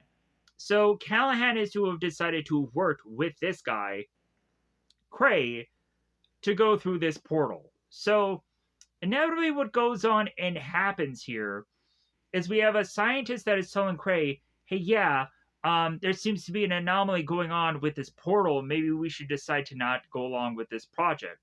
Cray goes on and ignores any distress sign, and it's like, no, we're going to go on and we're going to go through this experiment anyways. So what inevitably ends up happening is that there ends up being Callahan or Abigail. Abigail ends up going through the portal to inevitably end up getting stuck forever. There was no way for them to go on and be able to get Callahan back. If anything, the portals end up getting destroyed, and yeah, like everything ends up going horribly awry. So honestly, this could go on and do any number of things. We could have come to find out that maybe Abigail could have been the masked person all along. That could have been interesting. But now, since I'm to go on and get to a point where we're getting to the reveal of who the masked man actually is, because a lot of people already know anyways, honestly, what I could find to be weirdly more interesting is if wouldn't it have been kind of interesting if Tabahashi would have gone on and been the masked man. That to me would have been way more interesting. We could have come to find out that like either Tabahashi would have had either memory loss or Tabahashi would have had his own plan all along. And like it doesn't seem like we could definitively have like Tabahashi be thinking that this was Hiro and Betamax that he was going on and attacking or whatever. Maybe he didn't know any better. Maybe he just didn't see who these people were because it's so dark and masked and whatever. Like, there could be some justifiably things that we could say that Tabahashi could be the villain in some ways. Because a lot of the stuff of which that he was doing, like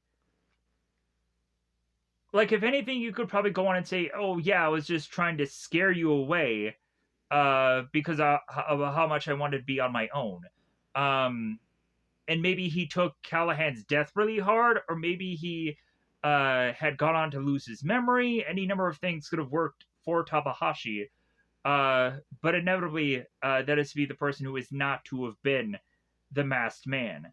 So, because eventually there is to be the story put together that is to more justify who ends up being the villain, who inevitably is to be revealed soon here. So, after the guys have gone on to uh, assume that Krei is still the guy in the mask. They make their way through this facility and come to find the man in the mask, Yokai, is to start attacking the group here. He goes on and he uh, throws these things at the group here to inevitably either contain them, or Betamax starts to use his attacks to burst through that, and we continue to have uh, the masked man continue, or the yokai, to continue to do attacks that are trying to take this group out. So Wasabi is trying to figure out what the plan is, because it doesn't really seem there's at a point where people are really thinking things out. Fred at first is to go on and think that he has a plan to inevitably get attacked and taken out here. Uh,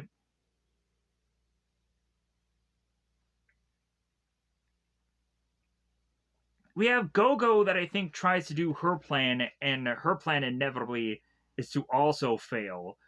Because what happens here is Gogo is trying to attack Yokai at the same time that Honey Lemon is also going and taking one of her ball gadgets and is going on to try and freeze Yokai at the same time. What inevitably happens is, like, the two wires get crossed here. Honey Lemon goes on to throw this ice ball that falls into the ground, which has her, both Honey Lemon and Gogo, smack into one another. And it gets to the point to where now Wasabi is just left. Wasabi is like, oh, well, I'll just go on and I'll just cut you now. Like, oh, yeah, you're going to fear me? Yeah. Like, so, because Wasabi, again, is asking everybody what the plan is, and he has no idea what's going on. So, inevitably, since he's now just by himself, he's like, oh, I'll just threaten you with me cutting. So, Wasabi goes on and he threatens with the cutting, and all of a sudden we see that the microbots are to be underneath his legs, and then he realizes, oh, I have nowhere to go. Great. So Wasabi is to be technically taken out also. So now we have Betamax and Hero that is going to face off against the masked man now. So, or Yokai. So as Betamax and Hero face off against the Yokai, there is them eventually getting the better of him, and at some point we have Hero that finally reveals who, of course, the Yokai is by taking off his mask finally. Like, aha, I can beat him. I'm going to take off his mask and reveal who he is. So, because Hero assumes that it's Krei, and then we get the huh, and we find out that it's none other than Callahan. So Callahan, because of the loss of his daughter because of the Krei experiment, is to have been vengeful and is to use these microbots, hoping to get away, or to be able to get the betterment of Krei. We also don't really quite understand when the experiment that Krei did was to have taken in place in this movie. Like, was it to have happened right around the fire? Was it to have happened before? Like, when exactly did this experiment actually happen to lead Krei to go into this seclusion and to be hiding away for so long?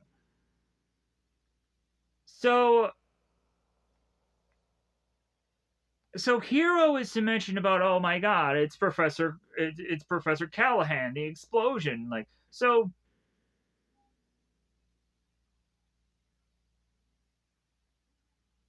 now Hero is asking Callahan how exactly he had survived. Callahan is to mention about how the microbots had swarmed all around him and had protected him from the fire. So Hiro goes on and mentions about his brother, and Callahan sweeps Tabahashi's death under the rug, just like, well, hey, he was the one that made that mistake by going in there for me, or going in there to save me, and he died in the process. Like, oh well. So Callahan upset, or Hiro to go on and hear from Callahan himself for how Tabahashi was just dumb for saving him. Hiro is to quite get upset here. Hiro is to go on and is to change the chips in Betamax, so that way Betamax, all he sees is red, all he sees is rage, all he sees is revenge. And so Hiro is to tell Betamax to kill or destroy Callahan here. So now Betamax is chasing after Callahan, all while the rest of the team of the Hero 6, or the Big Hero 6, are to try to stop Betamax from doing this. They're trying to use all their abilities. They're trying to hold Betamax down because the rest of the team cannot condone the killing of Callahan, regardless of what he did, regardless of what his reasoning was, whatever. Like, they can't condone killing. So, further and further,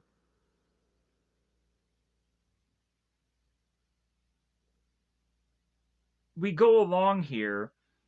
Hiro is upset that the rest of the team is working against him, and he's very confused. And it's like, hey man, you're letting him get away. It's like, well, yeah, because you're wanting him dead. And that's not what we do here. So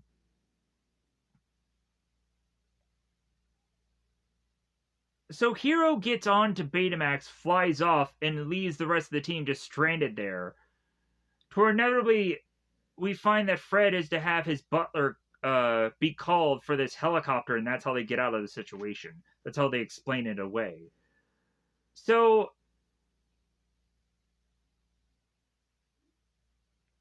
Hiro is to be focused on getting to Callahan, but the team has figured out how to go on and get rid of the red chip from out of Betamax's chest. So Betamax is now back to normal. So Hiro wants to go on and wants to open up Betamax's chest back up so he can put back in this chip. So that way he'll go after Callahan. And Betamax is going on and reasoning with him. And going on and saying like, well, hey, you look like you're in distress. And so the more and more that Hiro is talking to Betamax, is like, well, yeah, like I want to go and I want to fix you so that we will go after Callahan and we'll get what I want. And Betamax is like, well, why? And it's like, because I want revenge for my brother Tabahashi. And Betamax is like, well, Tabahashi is here. And Hiro's like, no, he's dead. And so inevitably the reveal is that Tabahashi is here in the chest of recordings that is to be kind of after the armor is to be removed from Betamax to show the footage leading up to when Betamax had been adjusted and had been consistently fixed to have eventually be worked by Tabahashi. So after Hiro is to watch all this footage back, he is to realize the error of his ways.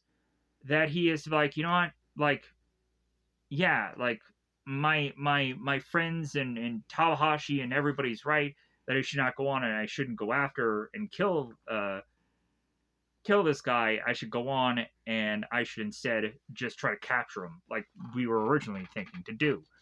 So And then here's where the rest of the team comes in. They give him a good old hug, and then uh, they go on and show more of the footage. Here's where we come to find out that, yeah, Callahan is Abigail's daughter. Callahan was really upset that Cray had gone on to do that experiment and kill his daughter. So, and they reveal on her helmet that she's Callahan, so they reveal everything of why Callahan had done what he did. So, Cray is now going on and building his own Cray Tech Institute. So, he's going on and he's christening this whole building, and so in turn, Callahan is going on with his microbots to destroy that building and destroy everything that Cray has worked so hard for. By reconnecting that portal to make everything just black hole gets sucked into it. So we now realize that the Big Hero 6 has to act here to try to save both Cray, but then also to save the world from this black hole portal. So,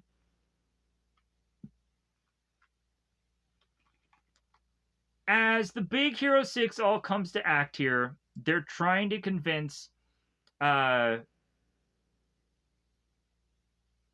to stop doing what he's doing, convincing him, like, hey, is this what Abigail would have wanted? And Callahan's like, well, Abigail is dead. Abigail is gone. More death that is to seemingly be eventually, no one really dies for long.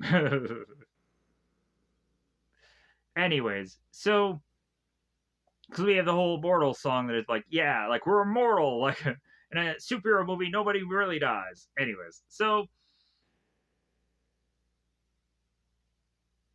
Cray is saying to Callahan, it's like, well, hey, anything you want, like, I'll give it to you. Like, I'm a rich guy. What do you want? And Callahan's like, well, I want my daughter back. Can you bring her from the dead? So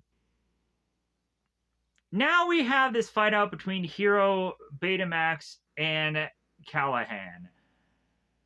So the Big Hero 6 has to go on and start facing off against Callahan and its microbots.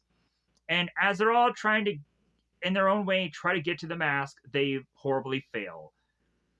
Callahan goes on and is to contain Go-Go within this circle and keep her encapsulated and keep her in a microbot like cylinder where she can't go anywhere. We then have Fred that is blowing fire and trying to figure out how he can go on and he can get to Callahan. All Callahan does is goes on to create this thing that is to contain Fred and kind of keep his hands tied so that way he can't go anywhere. So, next up we have Wasabi. Wasabi is to be stopped by Callahan because Callahan is ripping these like things from off the ground and forcing them on both of Wasabi's sides to where he can't use his cutters and have all these microbots kind of just force him into this tight squeezed spot to where he can't seemingly move. So Honey Lemon goes on and she ends up going into the fray here.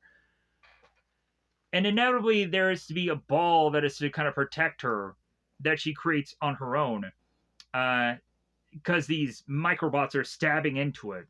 And so Honey Lemon is like, okay, I don't know what to do here. So Hero is to almost be grabbed into the portal. He's hanging on for dear life. And now it seems that everybody is in a bad spot. So now Hiro is to go on and remind everybody of the thing that he had gone on to be said by Tabahashi, which is like, hey guys, you got to figure out how to adapt here. Like, you got to figure out how to get out. Like, you have to look for the new angle. So,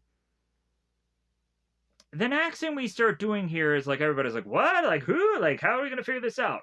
So, Wasabi goes on and just digs underneath his feet to then get out of this. Honey Lemon goes on to use her balls to slap them on one of the microbots to free herself.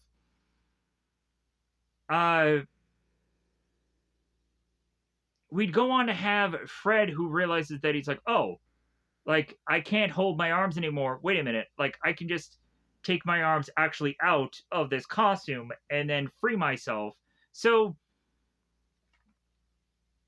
Fred goes on to see that there's this metal piece on the ground, and so he grabs it and uses it as he would his sign and starts flinging it around and cuts away from these microbots to free himself.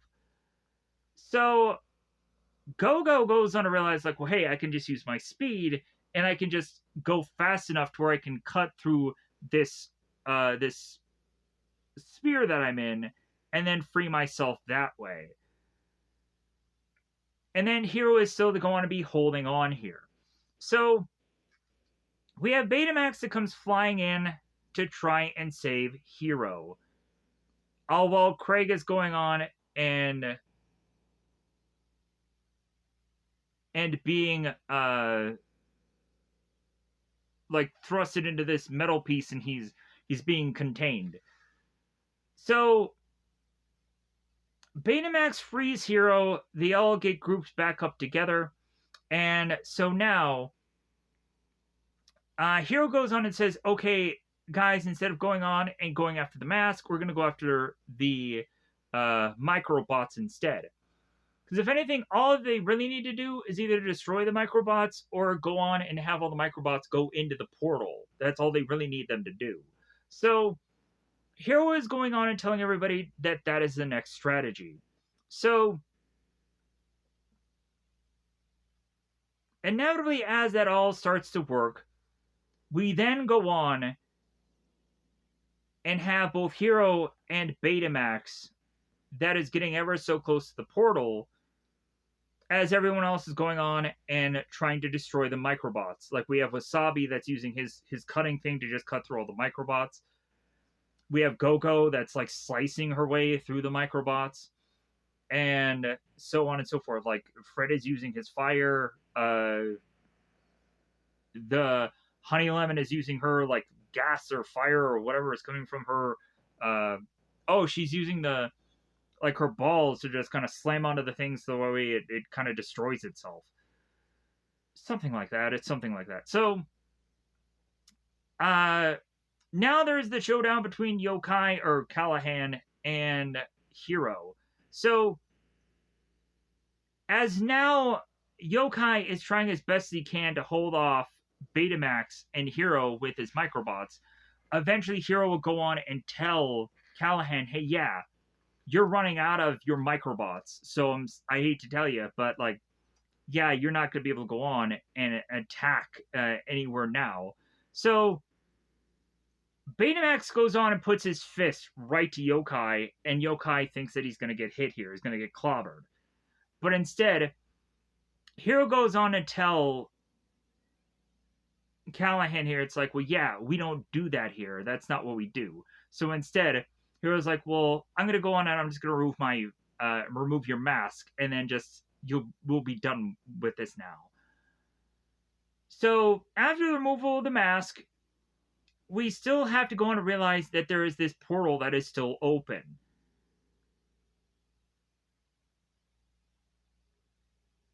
They're asking whether or not that they can go on and figure out how to stop this portal from being a thing. But eventually Betamax is to find that there is a life sign inside this portal, and this could be Abigail. Hiro is adamant about freeing Abigail from her portal, from her dimension that she's in.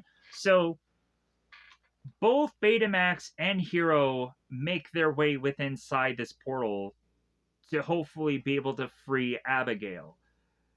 So they go flying in, and eventually this whole portal just looks like a huge mess of color and clouds. Like that's all this dimension or this location is to just be. We'd also come to find that there's just a bunch of random debris from that building from before, which is to just kind of be all over the place. Hero is trying to guide Betamax to like, okay, go left, go right here, try to avoid all these things. So there is even at one point where both Hero and Betamax separate, but then Betamax is to re-grab onto Hero, and then they continue to make their way to Abigail. They find her pod, they end up wiping away the glass to see if she really is still alive in there, or still, like, we come to find that she's seemingly in some kind of hyper sleep or hyper chamber or something. So, considering she's not coherent, they go on and take the pod, and they make it back to the direction of the opening to get the heck out of there. So, as they go on and they make their way back, here's where Hero is guiding Betamax again to get to the hole. As they get closer and closer to the hole, chaos starts to happen here. We come to find that all of a sudden Betamax is to have lost a good chunk of his armor, and Hero is to be just kind of luckily still on the pod. So Betamax mentions to Hero that there's only one way out of this, and it's for him to go on and hit his arm with this thruster, so that way they can shoot back through the portal again. So, but this is to have a cost, that Betamax is to die here, or to be left to inevitably live off into this ultra dimension forever. But we come to find out that that's not really true either. So everybody's immortal. No one dies for long. So Betamax goes on to give himself up, and Hero cannot go on and have it. That this is to be the last thing that Takahashi had ever gone on to do, so he can't let Betamax go. It's too hard for him to be able to deal with this loss, because he's dealt with so much loss already. But so, the more and more they talk, Betamax convinces Hero that they need to do this. Betamax is like, hey, tell me that you're satisfied with my care, because I'm going to shoot you off, and you're going to go on, and you're going to live. So, Hero gives in, and he is satisfied with his care. The fist goes flying off, and the pod and Hero get back through the portal and survive. After a bit of hugging and a bit of loving. So, as Hero and Pod make their way through back the hole, the team goes on and is to check on, like, hey, yeah, like Abigail through the hole. Yeah, Hero came through. Hey, where's Betamax? And Hero's like, no. He's dead. So they go on and they carter off Abigail. She's in a she's gonna go on and get in an ambulance. She's gonna be carted away. Callahan is to be carted away in a police car. He's gonna get arrested. So now we are to go on and have like the whole news bulletin talk about the Big Hero 6. And we then inevitably push on to have all the guys just kind of at this at the aunt's restaurant, and they're all just kind of like, yeah, we did it. So Hero is to go on and have Tabashi's hat and has made his way into this laboratory. So Hiro is to have gone on and had the fist of Betamax. He is to have had that as like a trophy, as his like as a thing to just like a memento of Betamax.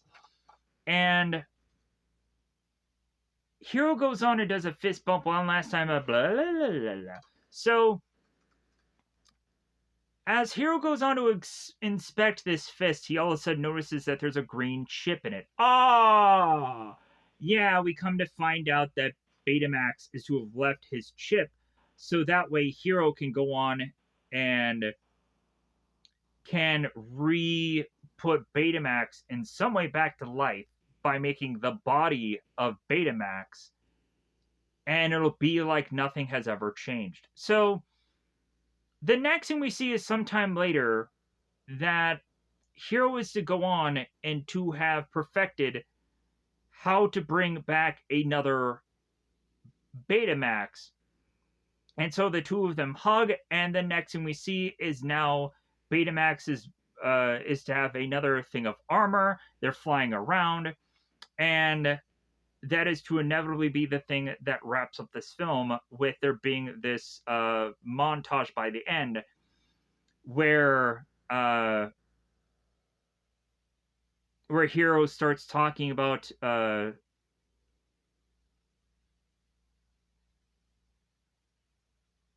that his brother wanted to go on and help a lot of people, so if anything, that's his task. That's what he wants to do, and that's why he's going to become a superhero. So, because Takahashi goes on and turns to Betamax, like, you're going to help a lot of people someday, and that's the goal of which that Hiro himself wants to strive for. So, with that said, I'm going to get the heck out of here so I can upload this today. Hopefully, it'll do something. It's a pretty old movie. I don't know if anyone's really going to care. But if this surprisingly does well, like, I want to go on and get back into the superhero genre. Like, there's some interesting movies that I still think that I can do. There's stuff like Swamp Thing that I haven't tapped in. Well, that's not true. I have the show that I did once.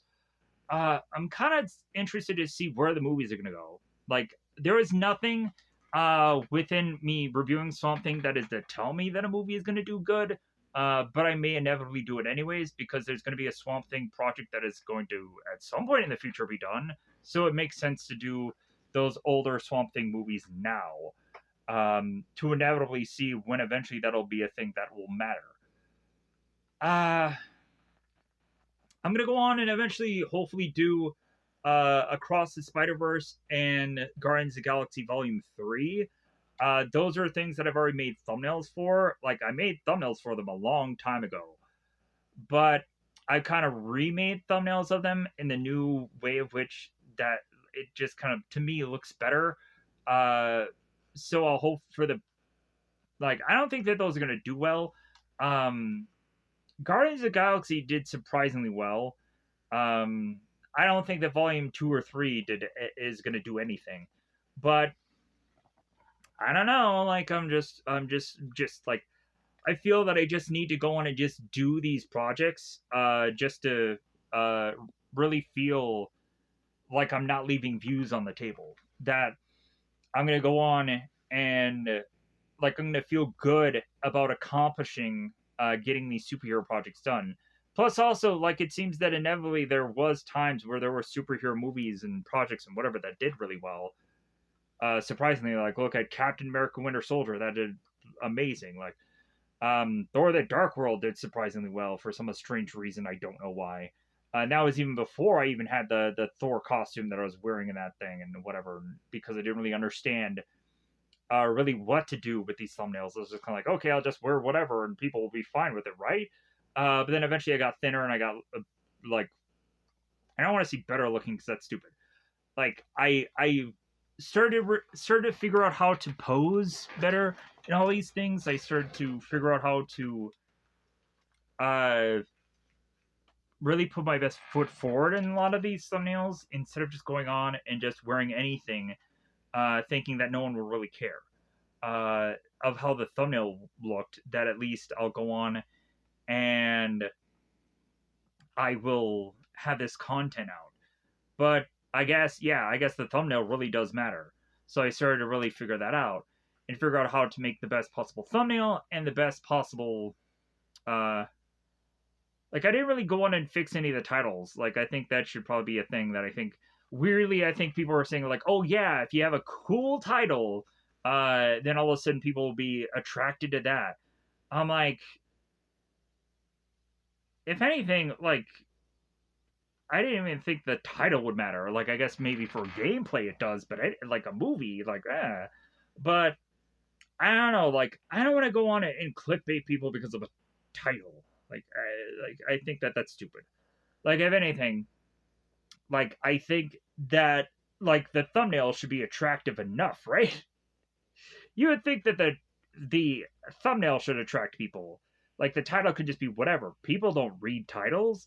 Like, people don't even read when I put the word review on everything. Like, there is some people when I really started this channel, they're like, clickbait. I'm like, what is the clickbait? Like, what were you thinking, that this was the actual movie? Like, what would my face on the thumbnail and a big fat word like review, like, what is what is the clickbait part? I was so confused. But then that person never answers me, because a lot of times it's always like these random one-off things where everybody has to either go on and troll or has to go on and say something that doesn't make any sense, or goes on and is to I inevitably also have, like, there was like this random thing where, like, recently I had gone on to have somebody like just do a comment about The Ugly Truth, which I was like, wow, like, I didn't know anyone who really cared about that movie anymore. So maybe I should justify cleaning up the thumbnail of that. Because every once in a while when I go on and I have some interactions, or I find out that something is doing well, or just any, I'm like, oh yeah, like, look at that thumbnail. It's just so old and just so, it doesn't really look good. Um, so every once in a while I go on and I'm like, okay, how can I make this better looking? How could I change it? How can I make it more like appealing to people? Um, but a lot of these videos have been out either for so long, or it's really just the fact of, like, I have so many videos to change thumbnails on that it's hard to keep track of them all, or it's hard for me to want to put the effort in to want to change them all. Just because it's just like there's hundreds of videos now. Like, me tweaking and changing every one, I think I have a good chunk of them all where I've had to be costumed in and what have you. So I think I've covered a good chunk of my bases. But there's also just movies that I'm just like, okay, like, I don't even remember doing any of these, and I don't remember, like, covering them all. Um, but I at some point did them. Like, there was at some point where, like, stuff like the Nicolas Cage movie Snake Eyes, where I accidentally had to review that more than once. But if anything, I had a different thumbnail, so it just kind of looked better. So it had more traction than the review did the time before. So I was like, okay, well, no loss lost. Because people were more attracted by that thumbnail than the older one. So I don't know. I probably should get into more action movies. I feel like, I think that's a weak point about this channel, is that I probably am not doing enough action films. I think there is probably still some action films that can go on and do really well for the channel that I'm not really seeking out, and that's a big mistake. Um, there is oddly, like, some hidden gem action movies that I think could do really well for the channel, that I'm just not going into. Like, there was obviously at a point where, like, the Nicolas Cage, Sean Connery movie, like The Rock, was doing really well for a lot of people. Or like, there's always, like, Nicolas Cage movies that I think are really good. Like, why not do National Treasures, or why not do Con Air, or why not do any number of these just kind of action films? Um, but, like, I don't think I want to just go on and just do ones that are just to be really successful for other people. Like, that's what I want to try to keep doing on this channel. I want to try to be more unique than other people, and that's what I think I'm trying to do. I'm trying to carve my own path here. A lot of people could probably think that I'm just copying from everyone else, but if you really look at all the content, you can see how wildly different it is, and how weird random just misgivings that I go on and I do every day. It's like, why did he choose that? I honestly don't know. A lot of times it's just so random what I choose on a day-to-day basis. A lot of times it's to go on and be based on like whatever I felt that day. It's just whatever ends up becoming on the channel. That's just the weird, goofy idea that I just have going. That I'm like, oh yeah, this sounds like a sound thing to just do, and then no one cares about it. I just don't quite understand why I make these choices, but I do them anyways. I, for some reason in my mind, think that it's a good decision. And then when I see how unwell it does, it's like, oh, well, I didn't know. Like, I never looked into this. So, if anything right now, like, I'm just kind of stressing a little bit because like even when I go on and I get successes, there's no way I can follow that up. Like I can go on and do a number of things of a certain show, but then when I follow that up, like I don't think that it's going to do as well. I don't think it's going to do better.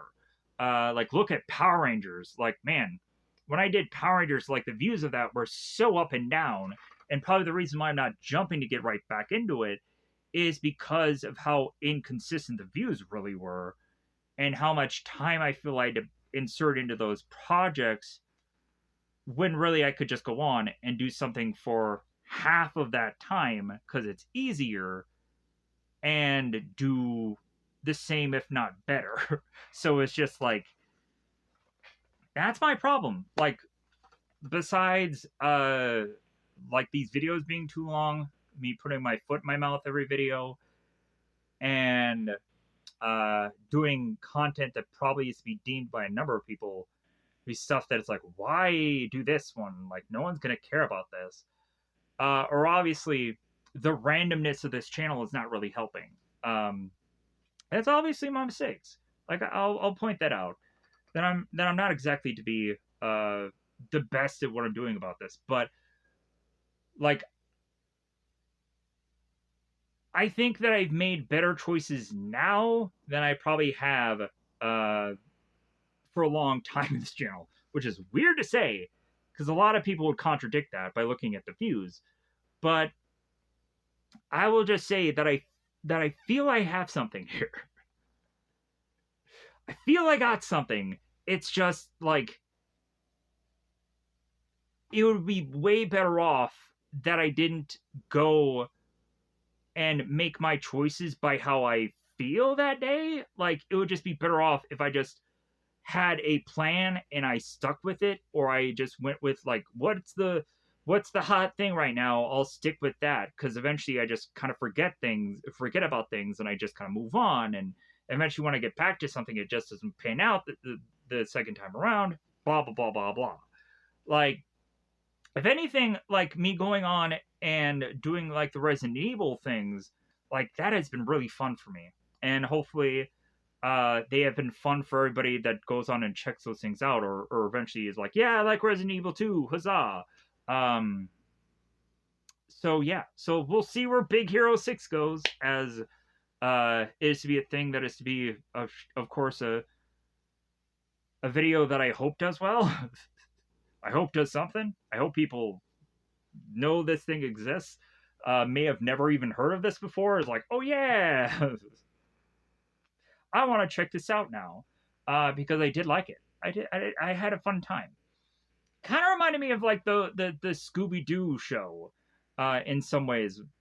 Like it feels like this was like a group of characters that all had to go into this mystery adventure, and yeah, and it leads to kind of unmasking. Oh my god, yeah, it is really like Scooby Doo. It really is. Because at the end of it, they have to go on and they have to unmask the guy, or the person in the costume, and you figure out who it is. So yeah, this is basically just an episode of Scooby Doo. I just realized that now. Yeah, well, I can go on and probably have that to be a thumbnail or a tag or whatever to like, hey, yeah, Scooby Doo, because that's basically what this is. But anyways, with that, I'm gonna get the heck out of here. Goodbye, everybody. Goodbye, everybody.